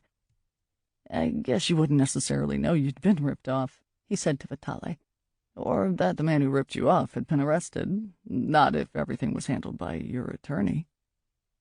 I'm going to say this one more time, Pendleton said. Shut up, Charles, Vitale said. Leary could see that he'd captured the old man's attention. Who introduced you to Reggie Tuck? Leary said. Vitale glanced at Pendleton, and that was answer enough. And did Charles handle the negotiation as well? Leary said. Vitale nodded. His eyes seemed to darken, and Leary could sense the thoughts in his mind. What was the scam? Leary said. Tuck said he was a lawyer. Vitale seemed to grind out the words. At Condor and Strauss. Leary recognized the firm, one of Philly's most prestigious. He had an email address, a website. He gave me a business card. Carlo, you need to stop talking, Pendleton said. Vitale let out a harsh laugh. He told me he was drowning in student debt, but that there was an opportunity. A rich client of the firm, a multimillionaire, died. Tuck said he had access to the will, that he could change it, but he needed a partner. Because if he made himself the beneficiary, it would be too obvious, Leary said. Because he worked at the firm. Right, and also because he needed seed money. Again, Young's words replayed in his head. They would be so focused on their own scheme that they would hardly notice the upfront fees Reggie needed to get the ball rolling. A finder's fee or an administrative fee, something like that. Seed money for an inheritance. How does that work? He said the inheritance would be taxed, and that the way the law worked, the inheritance had to be paid in whole. The firm couldn't just deduct the taxes and pay me the rest. I needed to wire him the money to pay the taxes. Once he received it, the inheritance would come through, and we'd split it. $2 million for me, $300,000 for him. $2,300,000, Leary said. What would the inheritance tax be on that in Pennsylvania? Vitale looked sick. 15%. Leary did the math in his head, and his jaw almost dropped. He took you for $345,000, and you never knew. Vitale whirled on Pendleton. You motherfucker. His rage was palpable as he rose from his chair. You introduced me to a fucking con artist, and then you covered it up when he ripped me off? Pendleton backed up a step. The color drained from his face, and beads of sweat stood out at his hairline. I was going to tell you, Carlo, after I've recovered the money. I had a plan, and that plan is playing out as we speak, isn't it? Leary said. Kidnap Tuck and force him to take your inside man, Kirk Garrett, to the money. You were hoping to replace it before your client here even realized it was missing. Leary felt the glow of a solved mystery, one of the best feelings in the world. Part of a smile had even made it to his face before Pendleton surprised them with a pistol. Sit down, Carlo, and you don't move either, Leary. Vitale didn't sit down. He came around the desk, fearless in the face of the weapon. You dare pull a gun on me, you weasel motherfucker. Leary stood from his chair, too, and reached for his own gun, but he didn't need it. Vitale knocked the gun out of Pendleton's hands and punched the lawyer in the face. Pendleton dropped to the floor. "Jesus," Leary said, staring at the still body of the lawyer. "Impressive for an old man, huh?" "Not really." Vitale opened his fist and a roll of quarters dropped to the desktop. "Trick of the trade." Leary squatted beside Pendleton and shook him. At first he thought the man was out cold. Then a feeling of dread wriggled through his guts as he searched for a pulse and didn't find one. "I think you killed him." "Get serious, detective. Charles isn't exactly a tough guy, but he's no pussy either." "He's dead," Leary said. His tongue felt numb in his mouth. Any euphoria he'd felt upon solving this case had vanished. The only person who could call off the men in the courthouse, the only man who could order Garrett to release Jesse, was Charles Pendleton. And he was dead. "I guess I should have listened to the bastard and kept my mouth shut," Vitale said. Leary rose and pulled a set of handcuffs from his belt. "You're under arrest." Vitale let Leary cuff him without complaint. "What's the charge? Act of self-defense by an old man against an armed criminal? Or mistakenly believing I was engaged in a criminal activity when I wasn't?" And the bastard actually laughed. "Great police work, asshole." Leary shoved him hard against the wall. "How about you shut up and let me think?" Great police work or not, this wasn't over. Charles Pendleton might be dead, but Jessie Black was still alive. Leary intended to keep her that way. 29. Leary stared at Pendleton's dead body as he called police headquarters from the dingy office in the back of Vital Fitness. Carlo Vitale dropped into the desk chair, handcuffed hands in his lap, and sighed. $350,000, he said. "I'm glad the stupid fucker's dead. Not that what I did was premeditated. It was an accident, and self-defense to boot. You saw it."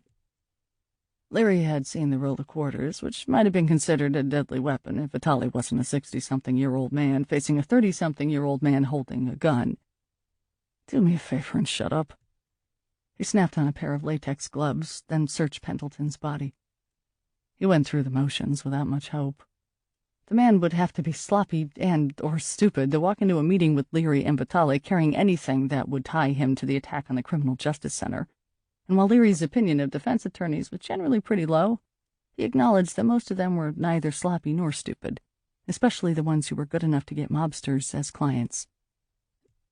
He found Pendleton's cell phone, but a password screen blocked his access. "He wouldn't have used that phone anyway," Vitale said.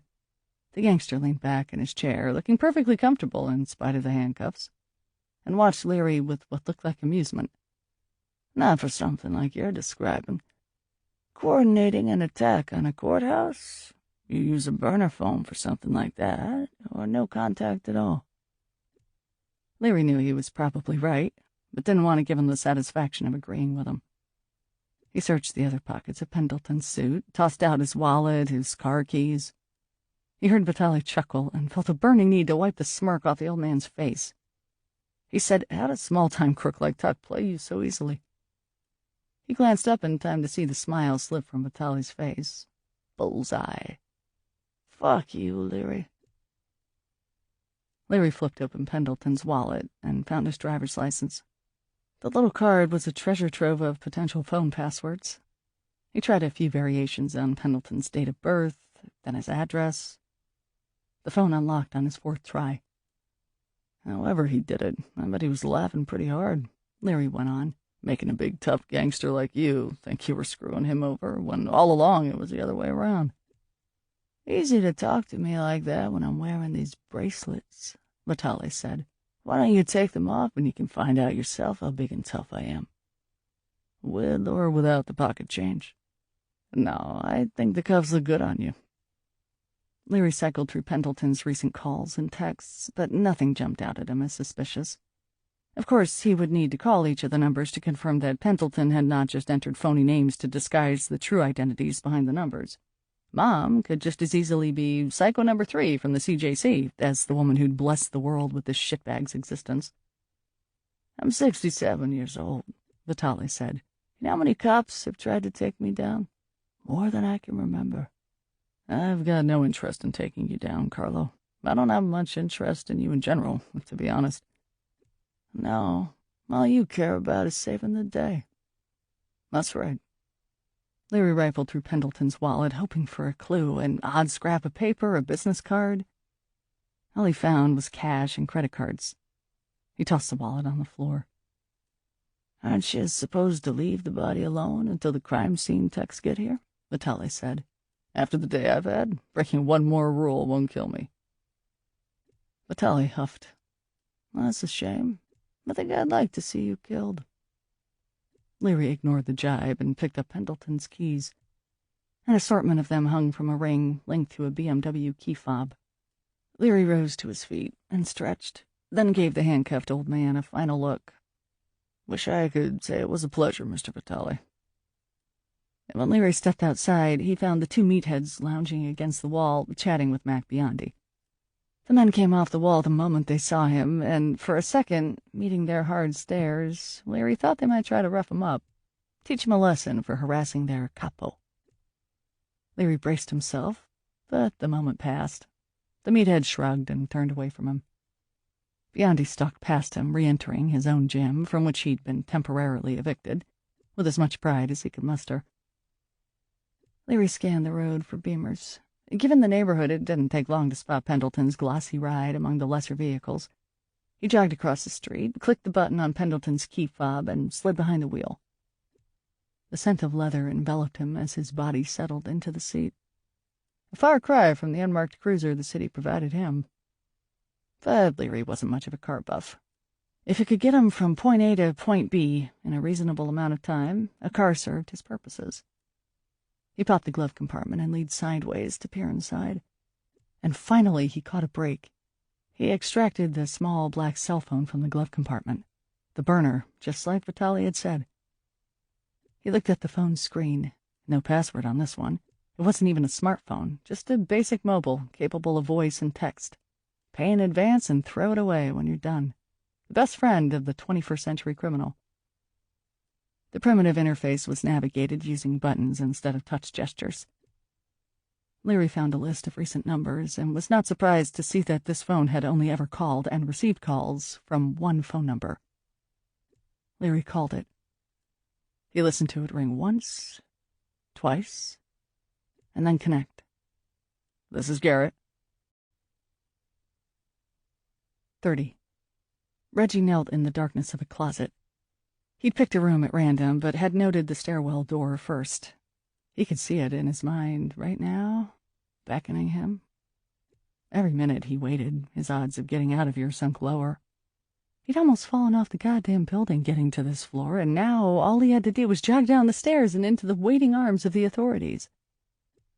But he didn't. Garrett had Jessie, and he couldn't just leave her here. Why the hell not? Because it wasn't what his father would have done, for one thing. And because, well, he knew who Garrett worked for, and he couldn't leave Jessie to them. It had been a long day. Maybe the second longest of his life. And as the hours had passed, he'd had plenty of time to think about who might be trying to get him. He had already narrowed the list to a few possibilities when Kirk Garrett, by declaring his intention to take Reggie alive, had narrowed the list to one. Vitale. He'd known that targeting the old man was probably a mistake, but he had rationalized his fears away. It wasn't just the size of the potential score, although Vitale was by far the biggest whale he'd ever conned. It was ego. He'd always had too goddamn big an ego. He should never have done it. Men like Carlo Vitale didn't slink away like other marks. They were into revenge. Stealing from the old asshole had been Reggie's choice. As much as he cringed at the thought of what Vitale might do to him, he couldn't let Jessie pay the price. Not when her only mistake had been trying to keep his worthless ass alive.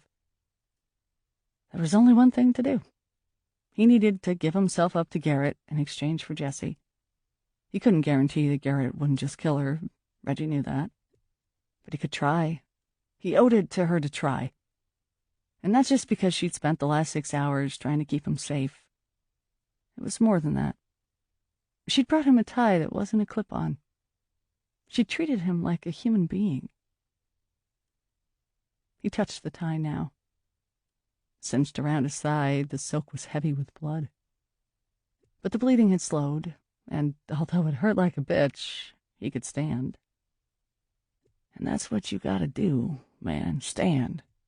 Walk on back to Deputy Douchebag and turn your ass over.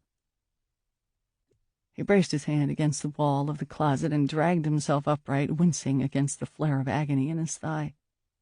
He tried to tell himself that it didn't matter anyway, whether he gave himself up or they caught him. He was done either way. But he knew he was just conning himself, talking up a good lie like he always did. Because getting out of here wouldn't be that hard. The image of the stairwell flashed across his mind again. He pushed the closet door open and almost spilled out. He caught himself against the door jamb, surprised by a sudden sensation of lightheadedness. How much blood had he lost?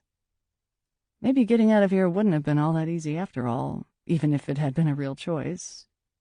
But it wasn't. There was only one choice. So he took a deep breath, put one foot in front of the other, and limped forward to meet his fate. 31. Leary held Pendleton's burner phone to his face, his fingers tightening painfully around the cheap plastic casing. The voice on the other end of the line, that of Kirk Garrett, the rogue deputy sheriff who now held Jesse's life in his hands, momentarily paralyzed him. He stared out the windshield of the dead defense attorney's BMW and said nothing. In the distance, the sound of sirens swelled as police responded to his call about the dead body at Vital Fitness. "Is this important, Charles?" Garrett said. "Because I'm in the middle of something right now. In case you haven't heard, things have kind of come down to the wire over here." "I heard," Leary said. Now it was Garrett who paused, speechless for a stretch of seconds. "Who is this?" Leary knew he should end the call now and report to Chansey. Not only was the lieutenant running this operation, he was also a professional hostage negotiator. There was no question that Chansey should be the person talking to Garrett. Leary knew this, but he did not end the call. "I'm Detective Mark Leary. Homicide. Philadelphia PD." "Put Charles on the line." "Charles is dead." Another pause. "You killed him?" "No," Leary said. "One of his clients punched him in the face. Apparently Pendleton's got a glass jaw." Garrett barked a laugh, but it sounded forced. "You'll excuse me if I don't take your word on that." "I hope he paid you in advance." The tension that Leary could practically feel through the phone told him that Pendleton had not paid Garrett his fee in advance. Not all of it, anyway. "Do you really think it's a good idea to make me angry right now?" The deputy's voice was tight. "I'm not trying to make you angry. I'm telling you that the situation has changed. The carrot you've been chasing all day is gone. Now you need to start worrying about the stick." "If that's supposed to be clever wordplay, it's pretty unimpressive. So why don't you just say what you mean?" Leary took a breath, aware that he was about to make a big gamble. If Pendleton had told Garrett the reason he wanted Reggie Tuck, then Leary's next move would fail. But if Pendleton had withheld that information, and if he was smart, that's exactly what he would have done, then Leary still had a chance. "I mean, there's no reward anymore. Pendleton's dead. Even if you somehow manage to get Tuck out of the building, past the police, to the delivery location, there will be no one to meet you there. No one with your cash, anyway. And if you get caught, you're looking at major charges. But if you leave Jesse Black, Reggie Tuck, and the rest of the innocent people in that building and voluntarily surrender yourself and what's left of your team to the police outside, there's still an opportunity for some leniency." Garrett laughed again. "You know what would happen to me in prison, Leary? A courthouse sheriff's deputy. There's no such thing as leniency for me. One day inside would be capital punishment." Leary's cell phone vibrated in his pocket. He ignored it. "What alternative do you have?" The wail of sirens increased in volume as 3 squad cars swerved to a halt in front of Vital Fitness. None of the cops who emerged from the vehicles even glanced at the BMW before converging on the gym's entrance. "Is that a siren?" Garrett said. "Where are you?" "I'm at a crime scene where your boss died, along with his plan." He leaned forward in the seat. "It's over, Garrett. You're out of options. Time to give up." "I have to say, Detective, I'm really disappointed." Life is full of disappointments. I really thought, after all that's happened today, that you people would stop underestimating me. But obviously that's not the case." There was something in Garrett's voice that was almost familiar, and Leary felt a jolt of embarrassment at his own recent complaints of underappreciation. "I'm not underestimating you," he said. "I just think you're an asshole. When this is over, Detective, I want you to do me a favor. Tell them this is their own fault. They should have appreciated me more." The line disconnected. Leary immediately called the number again, but there was no answer. Shit. Garrett was gone. 32. Garrett ended the call. Leaning his butt against the conference table in the jury deliberation room, he ignored Jesse Black's piercing stare and allowed himself a moment to think. Pendleton was dead, maybe. Even if the detective had been blowing smoke about that, the cop still had Pendleton's burner phone, which meant that, alive or dead, Pendleton wasn't going to be providing him any more support. Garrett wasn't sure that was bad news. The lawyer had been useful during the early stages of his plan, essential, really. But at this point, Garrett no longer needed him. And Pendleton being out of the picture meant Pendleton forfeiting his cut. Not a bad outcome. Assuming Pendleton hadn't told the police too much information before his tragically young death. No way to know. No sense worrying. Detective Leary obviously hadn't learned much if he thought Garrett was nothing more than Pendleton's hired hand. "Bad news?" Black said. She had crossed her arms over her chest and was watching him with a look he was getting all too familiar with. It wasn't the seething anger that worried him. It was the intelligence he could see behind the hate. A thoughtful and calculating mind that might be close to matching his own. "Nothing that's gonna help you," he said, giving her nothing and turning his gaze away from her hard stare. "Better hope Tuck comes back for you, like I said." "He's too smart for that." "Then he'll have your corpse on his conscience." "That's your plan?"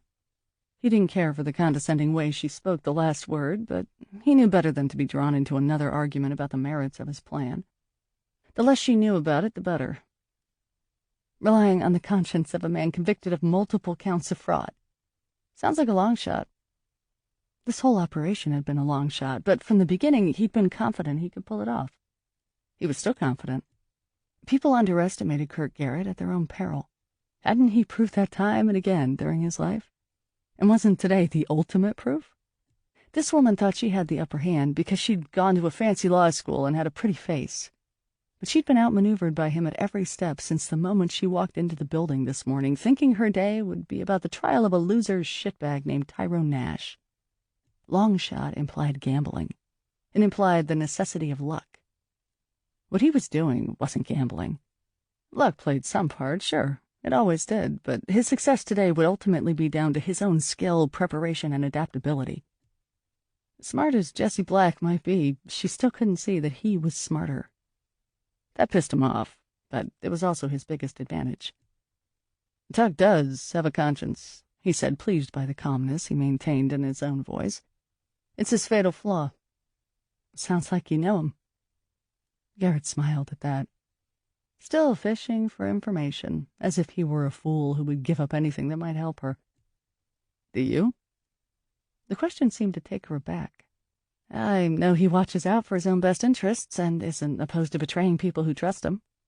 "Really?" Garrett said, sensing motion at the edge of his vision. Right on time. "That's harsh," Reggie Tuck said from the doorway. "And here I was thinking I was a hero." "Reggie, what are you doing?" Jessie said. "He's proving my point," Garrett said, "about his conscience, his fatal flaw that I knew I could count on." "And here I've gone through life thinking my fatal flaw was vanity," Tuck said. "Guess I can stop worrying about that." "I agree," Garrett said. He pulled his weight off the table and rose to his full height, reminding himself to enjoy this moment as he pointed one of the pistols at Tuck. "Your worrying days are over." The scene in the jury deliberation room was just as Reggie had left it. Crazy-ass deputy holding gun, angry-looking prosecutor facing him. It was as if no time had passed here while he'd spent what felt like hours hiding in the darkness. Reggie saw panic flash in Jessie's eyes when she spotted him. He flapped his palms in what he hoped she would take as a calming gesture. He limped closer to her, ignoring both the pain in his leg and the ominous barrel of Garrett's gun that turned to track his movement. When he reached her, he took one of her hands and squeezed it. "Don't worry, I got this," using his heroic voice. "You have a plan?" She looked at him skeptically. Reggie felt his neck heat up. Garrett snorted a laugh. "I was going to ask the same question," he said. "How about it, Tuck? You come here with a plan, or were you assuming you could get by on the same balls and bravado that powered you through your short-lived criminal career?" 10 cutting comeback lines flashed through his mind. He didn't use any of them. Instead, he frowned and lowered his gaze.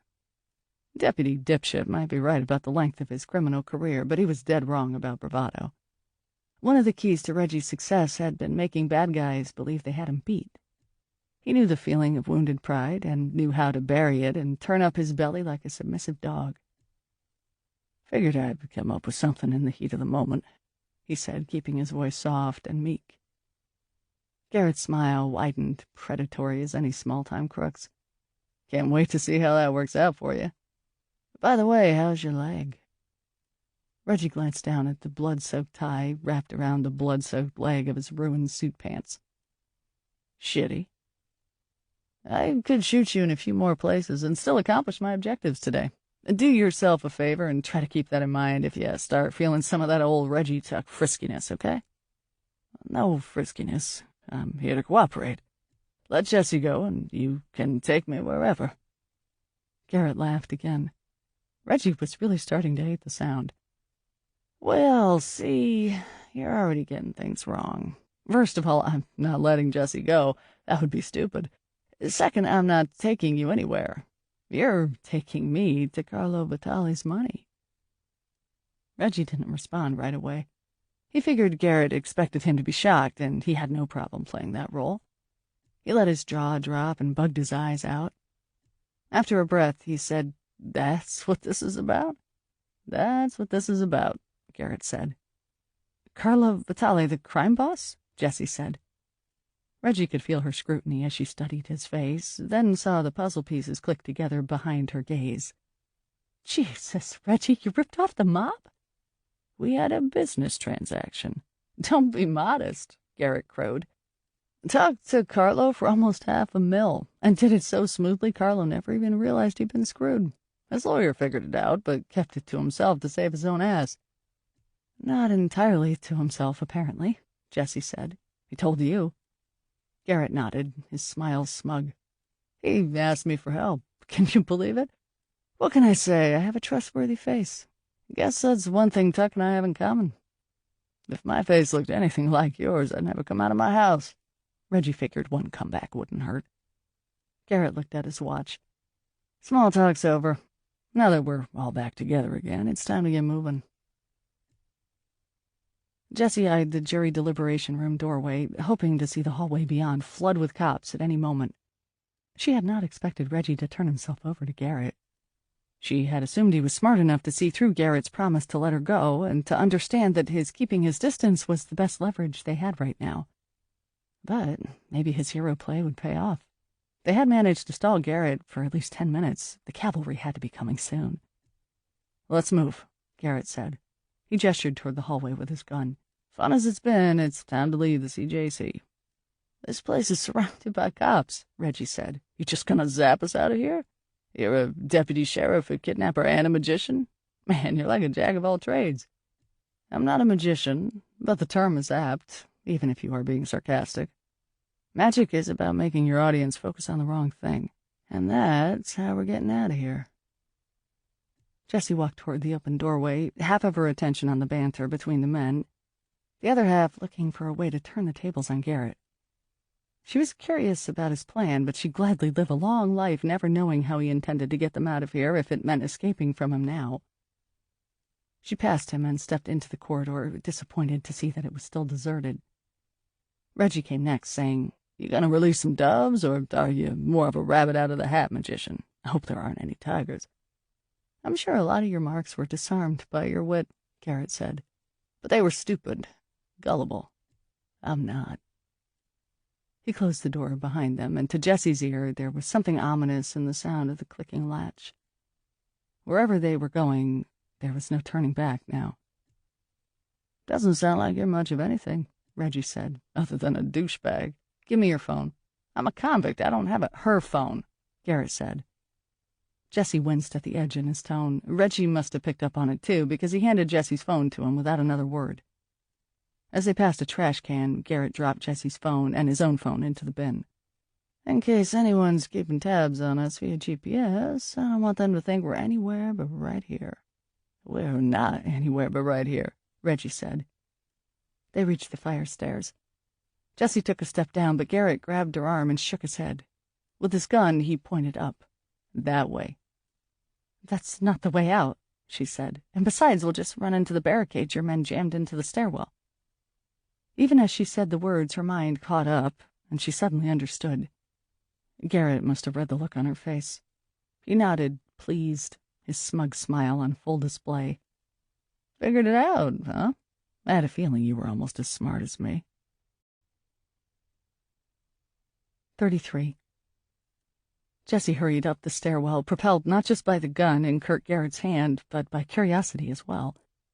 The Justice Guard came into view as she reached the landing between the 6th and 7th floors, its plastic surface gleaming under the fluorescent lights.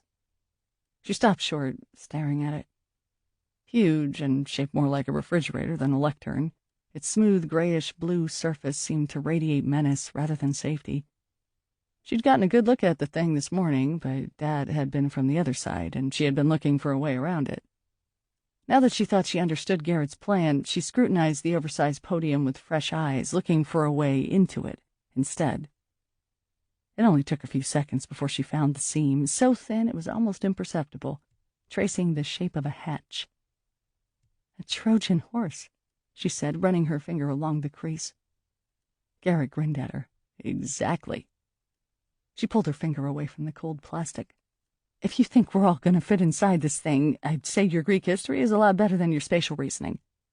"It'll be tight," Garrett said. "When I had it made, I was only planning for me and Tuck. But don't worry, we can squeeze you between us nice and tight." He reached past her and moved his hand along the underside of the Justice Guard. His fingers triggered a hidden latch or button, and the compartment's door popped open. She peered into the hollow, dark space it revealed. "Oh, hell no," Reggie said. "You think I'm crawling in there? I'm claustrophobic, man." "Are you also bullet-phobic?" Garrett said. He raised his gun. "Because if you don't get your ass in there, I'm going to put another hole in you. Maybe in your arm this time." Reggie's gaze found Jessie's. He gritted his teeth, then squatted in front of the opening and pushed his head into the hole. His voice echoed back at them. "First I'm hanging off the side of a building, now I'm squeezing into a tiny box. You been talking to my shrink or something? What's next? Fucking spiders?" "Next is you shut the fuck up." Garrett kicked the seat of Reggie's pants, forcing him the rest of the way into the compartment. "Now listen, this thing is designed to dampen sound, but I'm not taking any chances. Either of you says a word, Jessie dies." He looked at her, and the expression on his face, devoid of empathy, left her with no doubt that he would carry out his threat. "What are you waiting for? Get the fuck in there." She had to kneel on the cold stairs to see further into the hole. She had never thought of herself as claustrophobic, but looking into the tiny space already half filled by Reggie's curled-up body, she felt a wave of dread. "Why the hesitation? I heard you looked up your skirt when you were hanging from a ledge, remember? Move." She wanted to tell him to go fuck himself, but that wouldn't do her much good at this point, not with the gun to her back. She climbed into the hole. The walls pressed against her shoulders. The bulletproof material had the same smooth, plasticky texture on the inside as it did on the outside, which made it easier to wriggle her way through the narrow opening and into the slightly wider interior. She pressed her back against Reggie's front, feeling his rapid heartbeat against her back and the warm dampness of his blood-soaked thigh against her legs. She twisted her head until she could just see his face at the edge of her vision.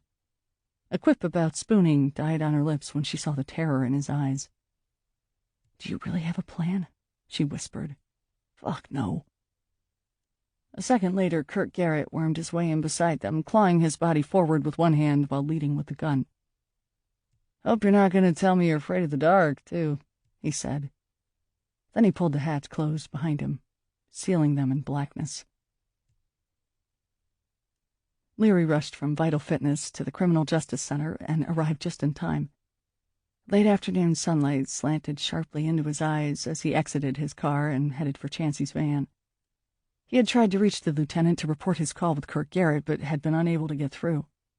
Now he saw why.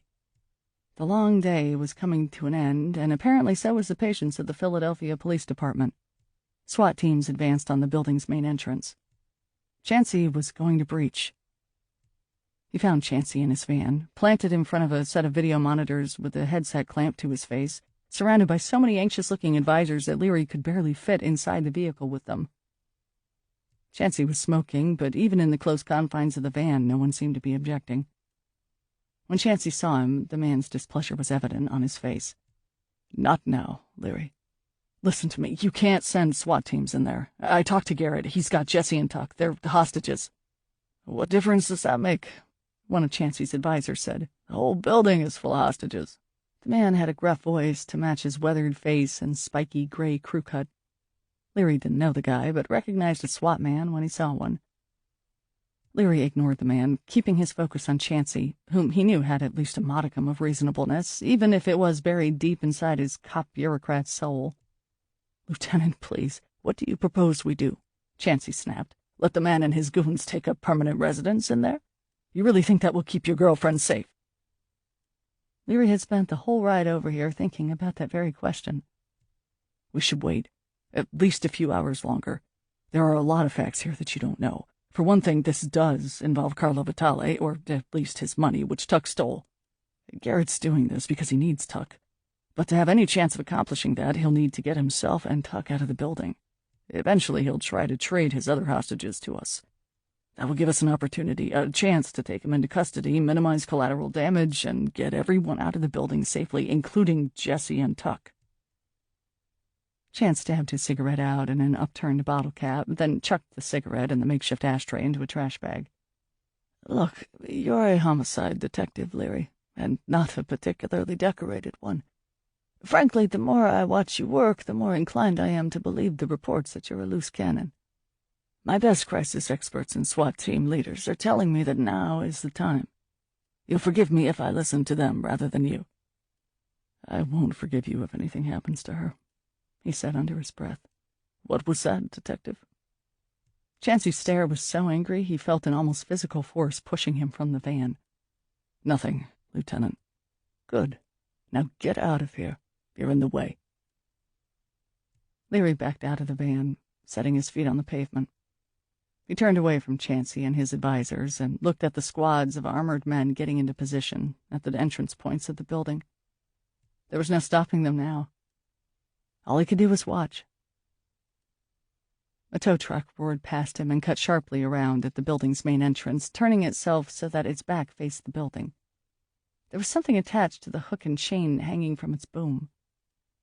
Leary jogged closer to get a better look, moving among the SWAT members. What looked like a giant metal vise hung from the tow truck's hook. "What's that for?" Leary said to one of the SWAT guys. "After we nail Garrett, we need to get upstairs to clean up the rest of his assholes, but they have the stairwell between the 6th and 7th floor jammed up with some kind of bulletproof podium. Tow truck's gonna rip it out so we can get through." "Not very high-tech." The SWAT guy shrugged. "The bulletproof material is tough. Can't blow it up, can't cut it down. But our tech guys think we can yank it out." "I guess that makes sense," Leary said. "We'll be inside before the bad guys know what hit them." Somehow, after his call with Garrett, Leary found that hard to believe. Jessie had been crammed inside the Justice Guard for no more than 5 minutes, but already her knees throbbed with pain. She couldn't stretch her legs to their full length, and the restriction was agony. She could only imagine how Reggie felt with a bullet wound in his thigh. Judging by the uneven breathing in her right ear, he wasn't doing well. The weight of Reggie's body against her back felt like a wall closing in on her, but Garrett was worse. He had crushed his body against hers, face to face, and although she couldn't see him in the pitch blackness, she could practically taste his sour breath each time he exhaled. The barrel of his gun dug into the underside of her chin. The skin there was already chafed, probably bleeding. She thought she could smell blood, hers or Reggie's, along with the stink of 3 bodies closely packed in an airless cavity. I'm going to need some serious therapy after this, assuming I live through it.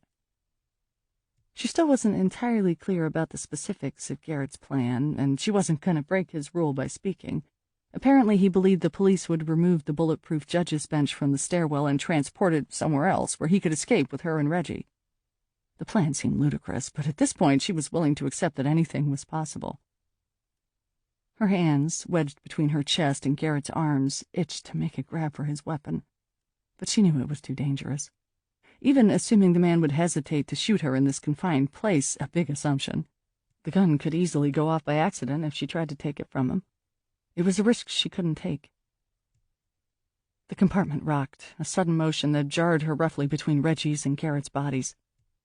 She could hear a mechanical whining through the sound-dampening material, the whir of a motor.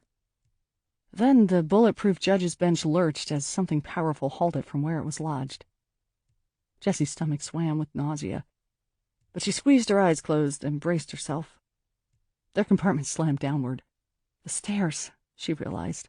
One step, then another, hammering her back and shoulders before suddenly halting as it got stuck again in the stairwell.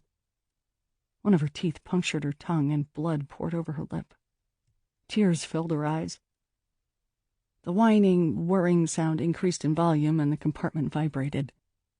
Then they were airborne again as the judge's bench heaved back into motion. It struck the ground with a bone-jarring slam and leveled out. Jessie had time for one breath more before she felt them rushing forward. The process repeated itself. They were going to do this for 6 flights of stairs, she realized. She wasn't sure her body could take it. The best kind of plan, Garrett said as they jarred down another step, is the kind where your enemy does all of the work for you. What makes you think they'll take us away from the scene? Flecks of blood launched from her tongue into Garrett's face, but as far as she could tell, he didn't even flinch. You should know the answer to that. His voice was maddeningly calm. It's a legal issue. This justice guard is evidence, and the police always need to preserve the chain of evidence to make sure some defense attorney doesn't get it excluded. My guess, they'll take us straight to a police loading dock. He was probably right, but she refused to give him the satisfaction of conceding the fact. Instead, she sneered. And what do you think is going to happen there? She could sense his smile in the darkness. Ever seen a jack-in-the-box? 34. Leary paced outside. The day was darkening toward dusk, the sun beginning to set behind the Philly skyline. After pissing off Chansey, Leary wasn't exactly in the loop any longer, but it was hard to miss the reports as they came in from the SWAT teams. Almost immediately, everything started to go sideways. First, the methodical search and clearing of the 1st through 6th floors failed to locate Jessie Black, Reginald Tuck, or Kirk Garrett. Cheering over the successful removal of the barricades from the stairwells was also short-lived when the subsequent breach of the 7th floor resulted in a 3-way gunfight between the police, the remnants of Garrett's crew, and a group of escaped convicts. A police victory came at the cost of casualties, both civilian and police. Leary felt like a dog straining at a leash, even though he knew it would be pointless for him to go inside. There was nothing he could do to help. If they hadn't found Jessie, then she wasn't there. And that could only mean one thing. That Garrett had somehow gotten out of the building with her and Tuck. The idea was crazy, of course. The CJC was surrounded by cops with eyes and cameras on every conceivable entrance and exit. But Leary couldn't get the deputy's smug voice out of his head. His total lack of concern, the absence of even a trace of panic, pointed to a man with an escape plan. But how could he get past the SWAT teams, especially with 2 resistant hostages? It didn't seem possible. No one had come out of that building since the police had locked it down this morning, following the discovery of Rita Strada on the 6th floor. Something teased the edges of Leary's mind, floating just beyond his conscious thought. He knew the sensation. Years as a detective had taught him not to confront it head-on. You couldn't brute force a thought out of your subconscious. You had to give it time, even if time was in painfully short supply. So he let it go and turned his attention back to Estrada. The man's death seemed pointless. He could have escaped easily, simply by leaving the courthouse after allowing the 5 armed men to pass through the metal detector. What the hell had he been doing on the 6th floor hours into the incident? The 6th floor. The same floor on which Garrett, with Jesse and Tuck, had somehow disappeared. Maybe Estrada's plan had been to escape the same way. Or if the deputy had suffered a last-minute bout of conscience, maybe he'd gone up there to try to sabotage Garrett's escape plan, to try to undo the damage he'd caused. What the hell was special about the 6th floor? All of a sudden, the submerged thought that had bumped at the edges of his consciousness crashed through, and Leary knew exactly how Garrett had smuggled Jesse and Tuck out of the building. He ran for Chancey's van. "Again?" Chancey said, looking up from his screens with a beleaguered look as Leary clambered into the open door of his van. The cloud of cigarette smoke almost gagged him, but he pressed through, coughing into his elbow. "I know where they are." "You're just not going to give me a break, are you?" Chancey sighed, then climbed out of his chair and jumped down from the van to the street, pulling Leary along with him. "Come on, I need some air." Leary didn't bother mentioning that any lack of fresh air in the van was likely Chancey's fault. A lit cigarette dangled from his left hand even now. He'd already wrecked any chance of building a relationship with the man, so what was the point of fouling it up even more? "Where did the tow trucks go?" he said. "What?" "The tow trucks that were here. They pulled the justice guards out of the stairwells and then they left." Chancey nodded. "Those fucking things are evidence now. The trucks took them to storage for processing. We're hoping to get some fingerprints off them, help identify Garrett's accomplices, maybe find a clue to his location." "Where are you going?" Leary was already striding away. Garrett had at least a 10-minute head start on him. He had no time to lose. "Detective!" Chancey called after him. Leary kept walking. The police storage facility was a nondescript warehouse, sometimes used by the Philadelphia Police Department to store evidence. Leary knew the loading docks were behind the building. He drove into the parking lot and followed a narrow road around to the back. Night was falling, but he saw the two tow trucks right away in the fading light. The Justice Guard bulletproof judges' benches had not been moved inside the building yet. Each was still secured to its truck. Leary parked his unmarked car, but left the engine running. He felt a cold trickle of sweat run down his spine as he approached the trucks. The scene was too still, deathly still. The police would not have left the judges' benches alone out here. Doing so would defeat the whole point of managing every link in the chain of evidence so that, if questioned at trial, the prosecutor could show that the evidence had never left police custody or could not have been tampered with. The distant sound of traffic from the street buzzed behind him, but the parking area was silent. His car's headlights cast eerie shadows against the large, rust-speckled trucks. He passed the Justice Guard attached to the first truck and was not surprised to see an opening in its surface. He peered inside at the now empty compartment. Son of a bitch. He almost stumbled over a tangle of bodies in the space between the two trucks. 5 dead men, 3 of them cops, the other 2 probably the tow truck drivers. Garrett must have taken them by surprise, emerging from the Justice Guard while they were discussing how best to move the damn things into the building. By the look of things, only one of the cops had even had a chance to grab his gun. The weapons of the other 2 cops were still in their holsters. Leary turned away and leaned against one of the trucks, feeling sick. "You need to find them. Time's running out." "But where?" He pressed his forehead to the cool metal of the truck, trying to think, to concentrate despite the mound of death behind him. By now, Garrett must know that Leary had not been bluffing about Pendleton's death. So if Garrett's only interest had been a payment from Pendleton, why bother taking both Tuck and Jesse as hostages? Garrett knows about Vitali's money. Probably knew from the beginning. Leary had been wrong to assume Garrett was a gun for hire. Garrett was a co-conspirator. The only reason to take Tuck was to force the man to lead him to the money, and the only reason to take Jesse was as leverage to coerce Tuck. What would Garrett do if Tuck didn't cooperate? Hit Jesse, cut her? Worse? That's not helpful. Think like a cop. He shook his head and forced his brain to clear the thought of Jesse in danger. Worrying about her wouldn't help her. Only finding her would. Tuck is leading them. He had to be. He's the one who knows where the money is. Where would Tuck take Garrett? Not to the money. A man like Reggie Tuck would be smart enough to know Garrett would kill him as soon as he had what he wanted. And more than that, a man like Reggie would want to get the upper hand on a scumbag like Garrett, would want to trick him, con him into a trap. Leary had spent his whole day investigating Tuck, and he knew that much. But what would the trap be, and where? A gun, he thought suddenly, hidden under a floorboard. 35. Jessie sat beside Reggie in the back seat of a police car. They were separated from Garrett by a steel mesh divider. She leaned her head back against the vinyl seat as the car cruised calmly through the city, headlights cutting through the darkness. It felt good to finally be outside of the Criminal Justice Center, a feeling which made her both feel guilty and ridiculous at the same time. Guilty because the fresh air had come at a high cost.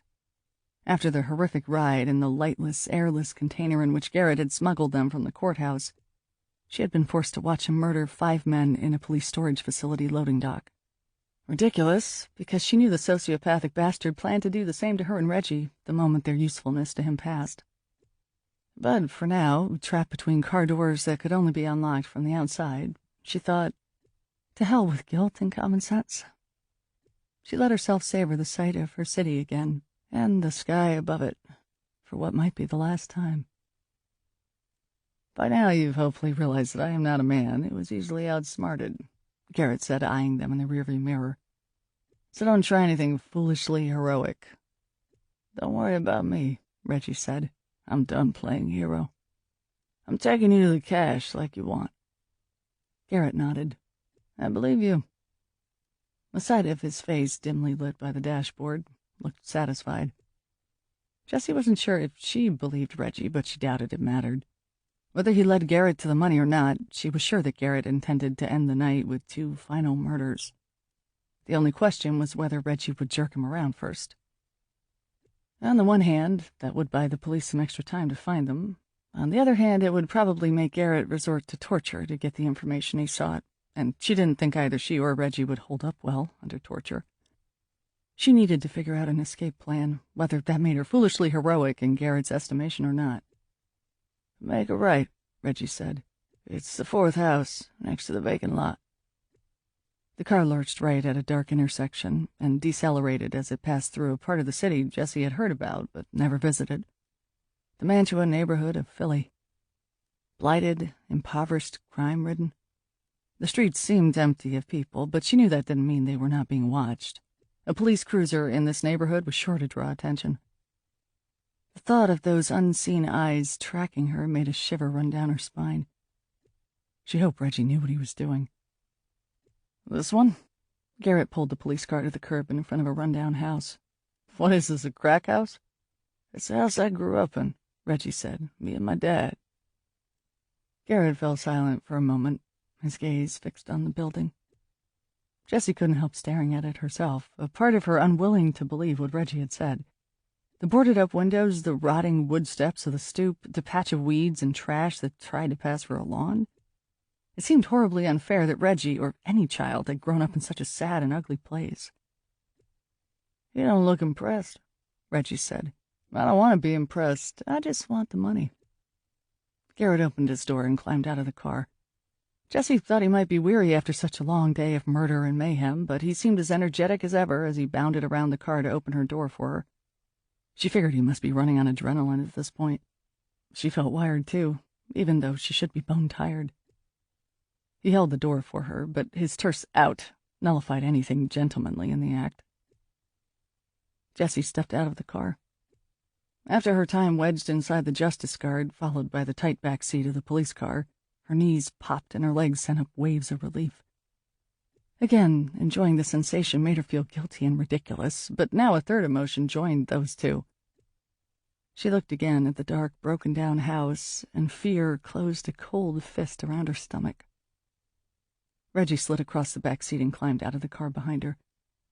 She caught his gaze, saw nervousness, and hoped he wasn't about to get them both killed. Where's the cash? Garrett said. Inside, Reggie said, under a floorboard in the family room. Hearing the term family room in connection with this ghost house sent another chill up her spine. It was hard to believe a family had ever lived here. She tried to imagine the place in better days, with fresh paint and a solid roof and a smiling young Reggie playing on a green lawn. But she knew she was kidding herself. If anything, the Mantua neighborhood had been worse than, not better. "Give us a tour," Garrett said. He stepped over his shattered bottle and led them toward the entrance. Reggie glanced at the grime-caked bricks, the missing roof shingles, and the boarded-up windows of the house he still thought of as home. He took a breath, a smell like old garbage seeping into his nostrils. He would only have one shot at this, one chance to save Jesse and himself and give Deputy Dickhead some payback for all of the pain and death he'd caused today. Garrett had warned him against any foolish heroics, but Reggie had been playing the fool all of his life, while also trying to be a kind of hero, even if it wasn't the kind decent people would approve of. He found the large rock near the door, kicked it over, and stooped to pick up the key hidden beneath it. Seconds later, he realized the key was unnecessary. Someone had busted the door open while he'd been in prison. Probably some homeless squatter looking for a break from the weather.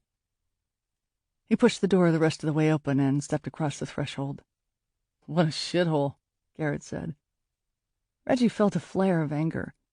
The house was a shithole, but it was his shithole, a shithole that held the weight of countless childhood memories. It had been a shithole for as long as he could remember, and some part of him loved it that way. The part that yearned for those long-ago days, sometimes so strongly he thought his heart would break apart inside his chest. Like the house, his adoptive father had been broken and ugly, but also warm and sheltering, the most kind person he had ever known. His father had been taken from him, the victim of a pointless murder.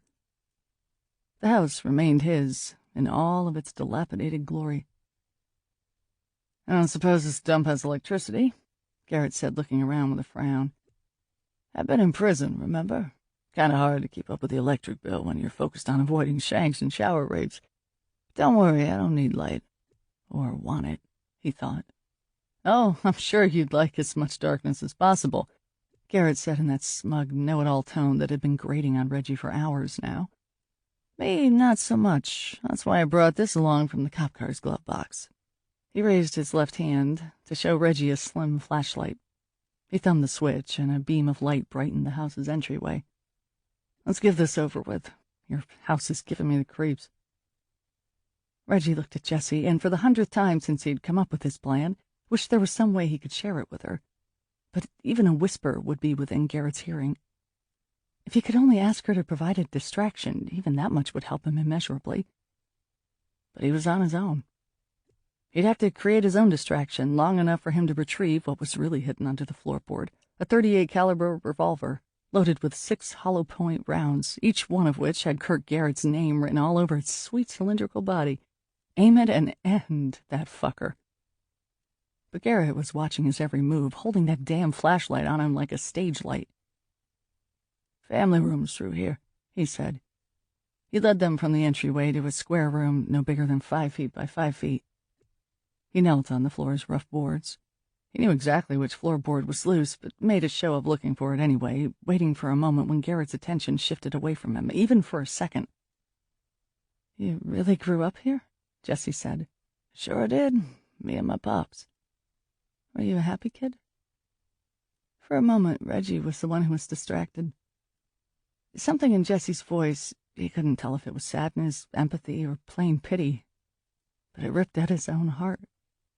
He had been a happy kid. In many ways, he still was a happy kid. Being an actual grown man, it never really clicked for him. "Back then, I used to hide candy and toys under the floor instead of cash," he said, "or guns. My dad knew, I'm sure, but he let me have my secrets. How about if we reminisce about your days of wide-eyed innocence after you hand over the stolen mop money?" Garrett said. He shined the flashlight into Reggie's eyes and grinned as Reggie blinked away from the sudden pain. Then he let the beam trail to the floor. The gun in Garrett's other hand remained aimed at Reggie's head.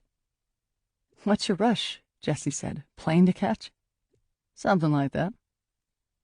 Garrett looked at her, his eyes narrowing. Reggie had seen him look that way before, whenever either Reggie or Jessie said something that implied they were trying to outsmart him. Reggie didn't know the man, but she didn't have to be his buddy to see he had an inferiority complex the size of a fucking mountain and a constant need to be the smartest person in the room. "Did you really think I would tell you?" "I don't need you to tell me," she said. "It's obvious. Hanging around Philly after killing cops and stealing from the mafia isn't exactly a good long-term strategy.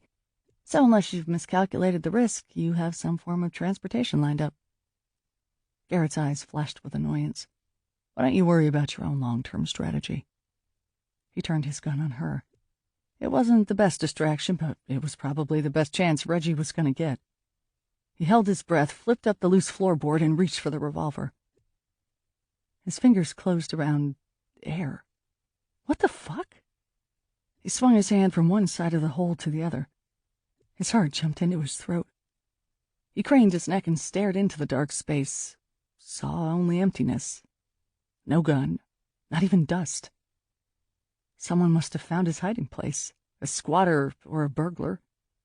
Someone had robbed him, not only of his father's revolver, but of his last hope of surviving the night. There was a cry behind him. He whipped around. Garrett held his gun against Jesse's temple. "Where's the money, Tuck?" Shit. "I thought I made myself clear earlier when I told you there would be consequences if you tried to outmaneuver me." Outmaneuver him? Had Garrett been the one who'd taken the gun?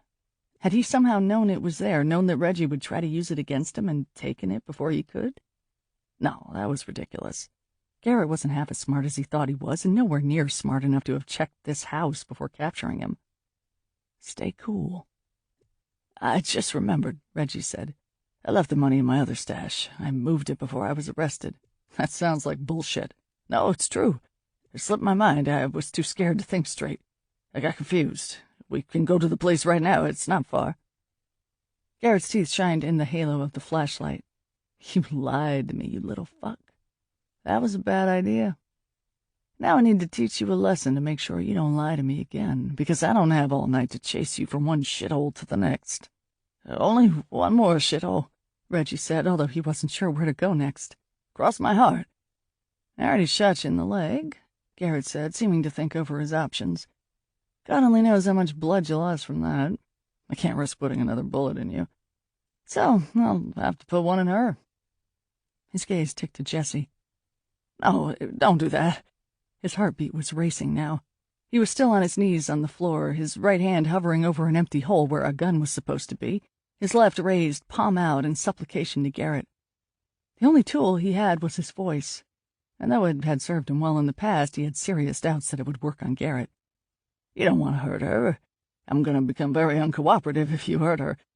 It seems to me you're being uncooperative now." "Think about what you're doing," Jesse said to Garrett. "If you shoot me, you'll just make me less mobile. How are we going to get to the money if I'm rolling on the floor with a gunshot wound?" "Maybe I'll leave you here to die," Garrett said. "I made a mistake." Reggie choked down his rising panic and spoke slowly, enunciating the words and maintaining eye contact with Garrett. "But I didn't lie. Listen, I kept the money here first, right after I stole it.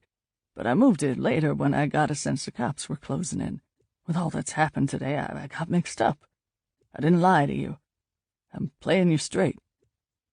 He pumped every bit of sincerity he could muster into his voice, his expression, his submissive body language.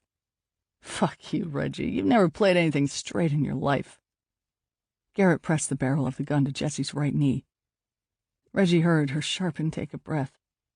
"Now she's gonna pay the price.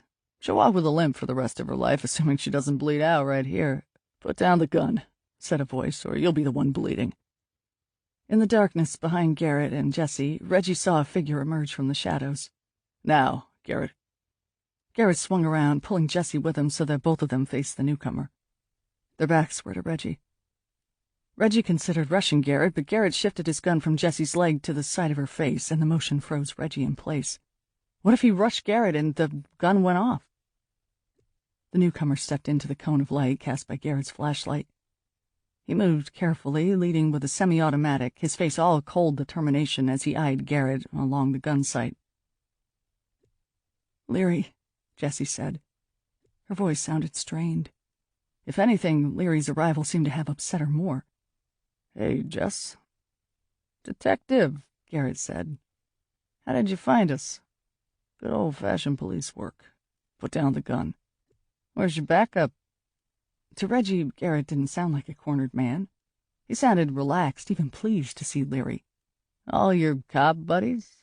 Don't tell me you rushed over here all alone, trying to play the hero for your lawyer crush.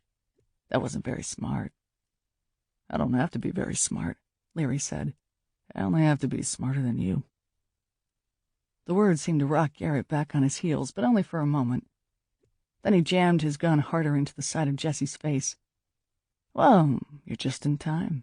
You see, a few seconds ago, I was debating whether your girlfriend was more valuable to me as a hostage or as a dead body to teach this lying weasel convict a lesson. Now I can have both. Put down your gun, and I'll let Black be the hostage instead of the corpse. Reggie rose, shakily, from his knees to his full height. He took a step toward Garrett, whose back was still to him and whose attention was riveted on Leary. Leary caught Reggie's eye and gave a slight shake of his head. Reggie hesitated again. What makes you so sure I came along? Leary said. Because I pay attention. I'm aware. I observe my surroundings. Reggie understood that Leary wanted him to hang back, but the irony in Garrett's smug statement was just too perfect to resist. Reggie grabbed Garrett from behind and yanked him away from Jesse. Did you observe that, motherfucker?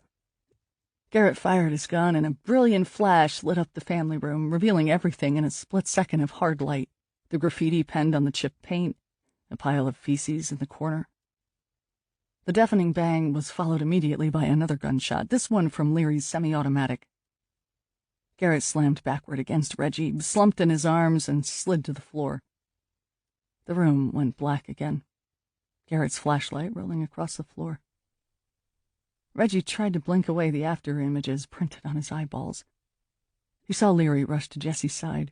Are you okay? I think so, she said. The front of Reggie's shirt was warm and sticky. On the floor, Garrett had a hole in his chest. Jesus Christ, man, what if that bullet had gone straight through his body? Did you think of that? You saved my life, Jessie said.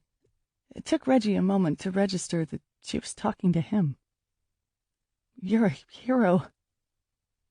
He let the words sink in. He liked the sound of it. We need to get you some help, Leary said, finally turning his attention to Reggie. Your leg doesn't look too great.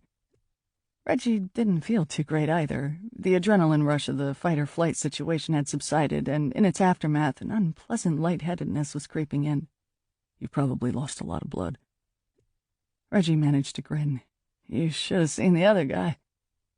With the last of his remaining energy, he kicked the corpse at his feet. The smartest guy in the room? Not in my house, asshole. Then his legs wobbled. Leary caught him mid-fall, and everything faded to black. 36. That night, Philadelphia's hospitals swelled to capacity, treating people who'd sustained injuries during the crisis at the CJC, everything ranging from shock to bones crushed in the rush to evacuate to at least one heart attack. But one patient at the University of Pennsylvania Hospital was guaranteed his own room. If the uniformed officer stationed outside the door raised an eyebrow at the bags in Jesse's hands, he did a full-on double-take when he saw what Leary was carrying. But they didn't stop them from entering. By now, the story of what had happened in and out of the Criminal Justice Center, and Reggie Tuck's part in it, had spread throughout the police department and the city. The officer smiled and made a point of looking the other way as Jesse and Leary stepped past him into the room. "I hope you didn't spoil your appetite on hospital food," Jesse said. Reggie was reclining on the hospital bed, one hand on the TV remote and the other holding a cup of water. He'd swapped his bloody suit for a hospital gown, and his leg was elevated above him and bandaged from thigh to knee. He smiled widely when they entered. "You kidding? Hospital food's about the only thing worse than prison chow." "I don't know about that," Leary said. "My middle school cafeteria could probably give them both a run for their money." He closed the door behind them, and Jessie pulled 2 chairs closer to the bed. She unpacked the contents of the plastic bags onto the meal tray. "I would have preferred to take you out to eat, but given your condition, takeout seemed like the better way to go," she said. Reggie eyed the trays of sushi as she placed them side by side on the tray, and his jaws seemed to slacken. If he'd started to drool, it wouldn't have surprised her. "I think I love you," Reggie said. Hold on, Leary said. He hefted his own contribution to the celebratory dinner, a brown paper bag, and then with a flourish withdrew a bottle of sake. Who do you love now? There's enough love in my heart for both of you, Reggie said. He surveyed the food again as Leary grabbed 3 plastic cups and poured the sake. They tapped the 3 cups together. Jessie brought hers to her mouth and almost gagged on the industrial cleaner-like odor rising from her cup. She took a sip and winced. Leary and Reggie both laughed. I'm more of a red wine kind of girl, she said, feeling herself blush. Sake's an acquired taste, Leary said, especially the cheap stuff you can buy in a cop's salary. Reggie sipped and closed his eyes, a look of bliss softening his features. I don't know what you guys are drinking, but this tastes like heaven to me. Pruno's not the same, huh? Leary said, referring to the homemade prison alcohol that most inmates stomached if they wanted a drink. Well, I did know one guy who made a mean jailhouse hooch, Reggie said. He plucked a slice of one of the sushi rolls with his chopsticks and popped it into his mouth. But alchemists like him are pretty uncommon. Listen, Jessie said. When you're back inside, I want you to keep your head down, okay? Just stay out of trouble and serve your time. Leary and I will put in a good word at your parole hearing. I appreciate that. But she pinched a piece of her own roll and brought it to her mouth. She hated that there had to be a but, especially after all she and Reggie had been through together. But at the end of the day, she was still an assistant district attorney. Ah, come on, Leary said around a bite of salmon sushi. Let the man enjoy his meal first. You want to know where I hid Carlo Vitale's money, Reggie said, and here I thought you brought me sushi because we were friends. We are friends, she said, and she meant it, too. Leary leaned forward.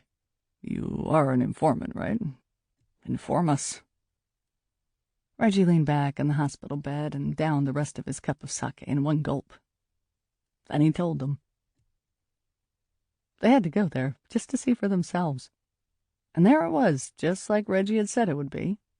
A name inscribed on a plaque set in the wall of the Charles L. Durham Library, the public library at 3320 Haverford Avenue that served the Mantua neighborhood of Philadelphia.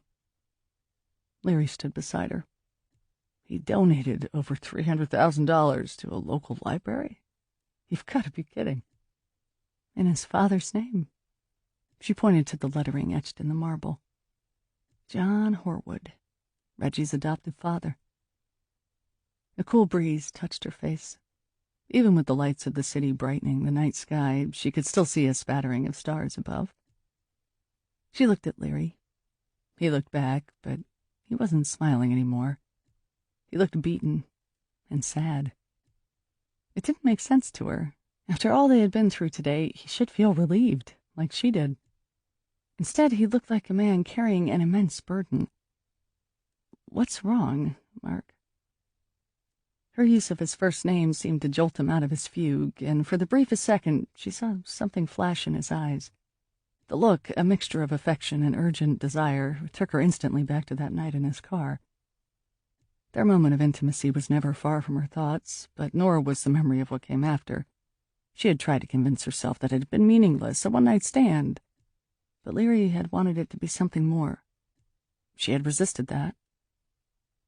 Now, standing here in this broken part of the city, next to the man who had spent every minute of the day trying to save her life, she wondered why. Didn't she owe it to him and to herself to give it a shot? I've been suspended without pay, he said, shattering her thoughts. They haven't actually fired me yet, but they don't need to. My career in the Philly PD is finished. Is it... Her throat went dry, and she had to swallow before she could speak again. Because of what happened with us, those photos on the blog?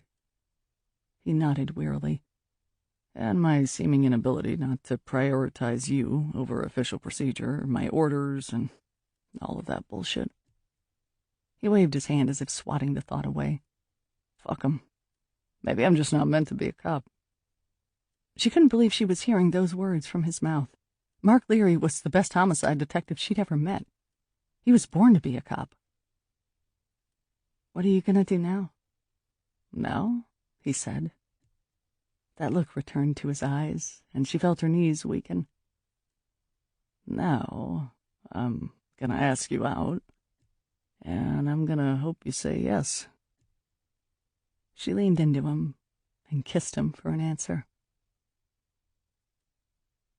This concludes Informant by Larry A. Winters, narrated by Exie Sands. Copyright 2014 by Larry A. Winters. This unabridged audiobook is published by arrangement with Larry A. Winters and was produced in the year 2017 by Tantor Media, Incorporated, a division of Recorded Books, which holds the copyright thereto. Please visit Tantor.com for more information on our growing library of unabridged audiobooks and to take advantage of special offers.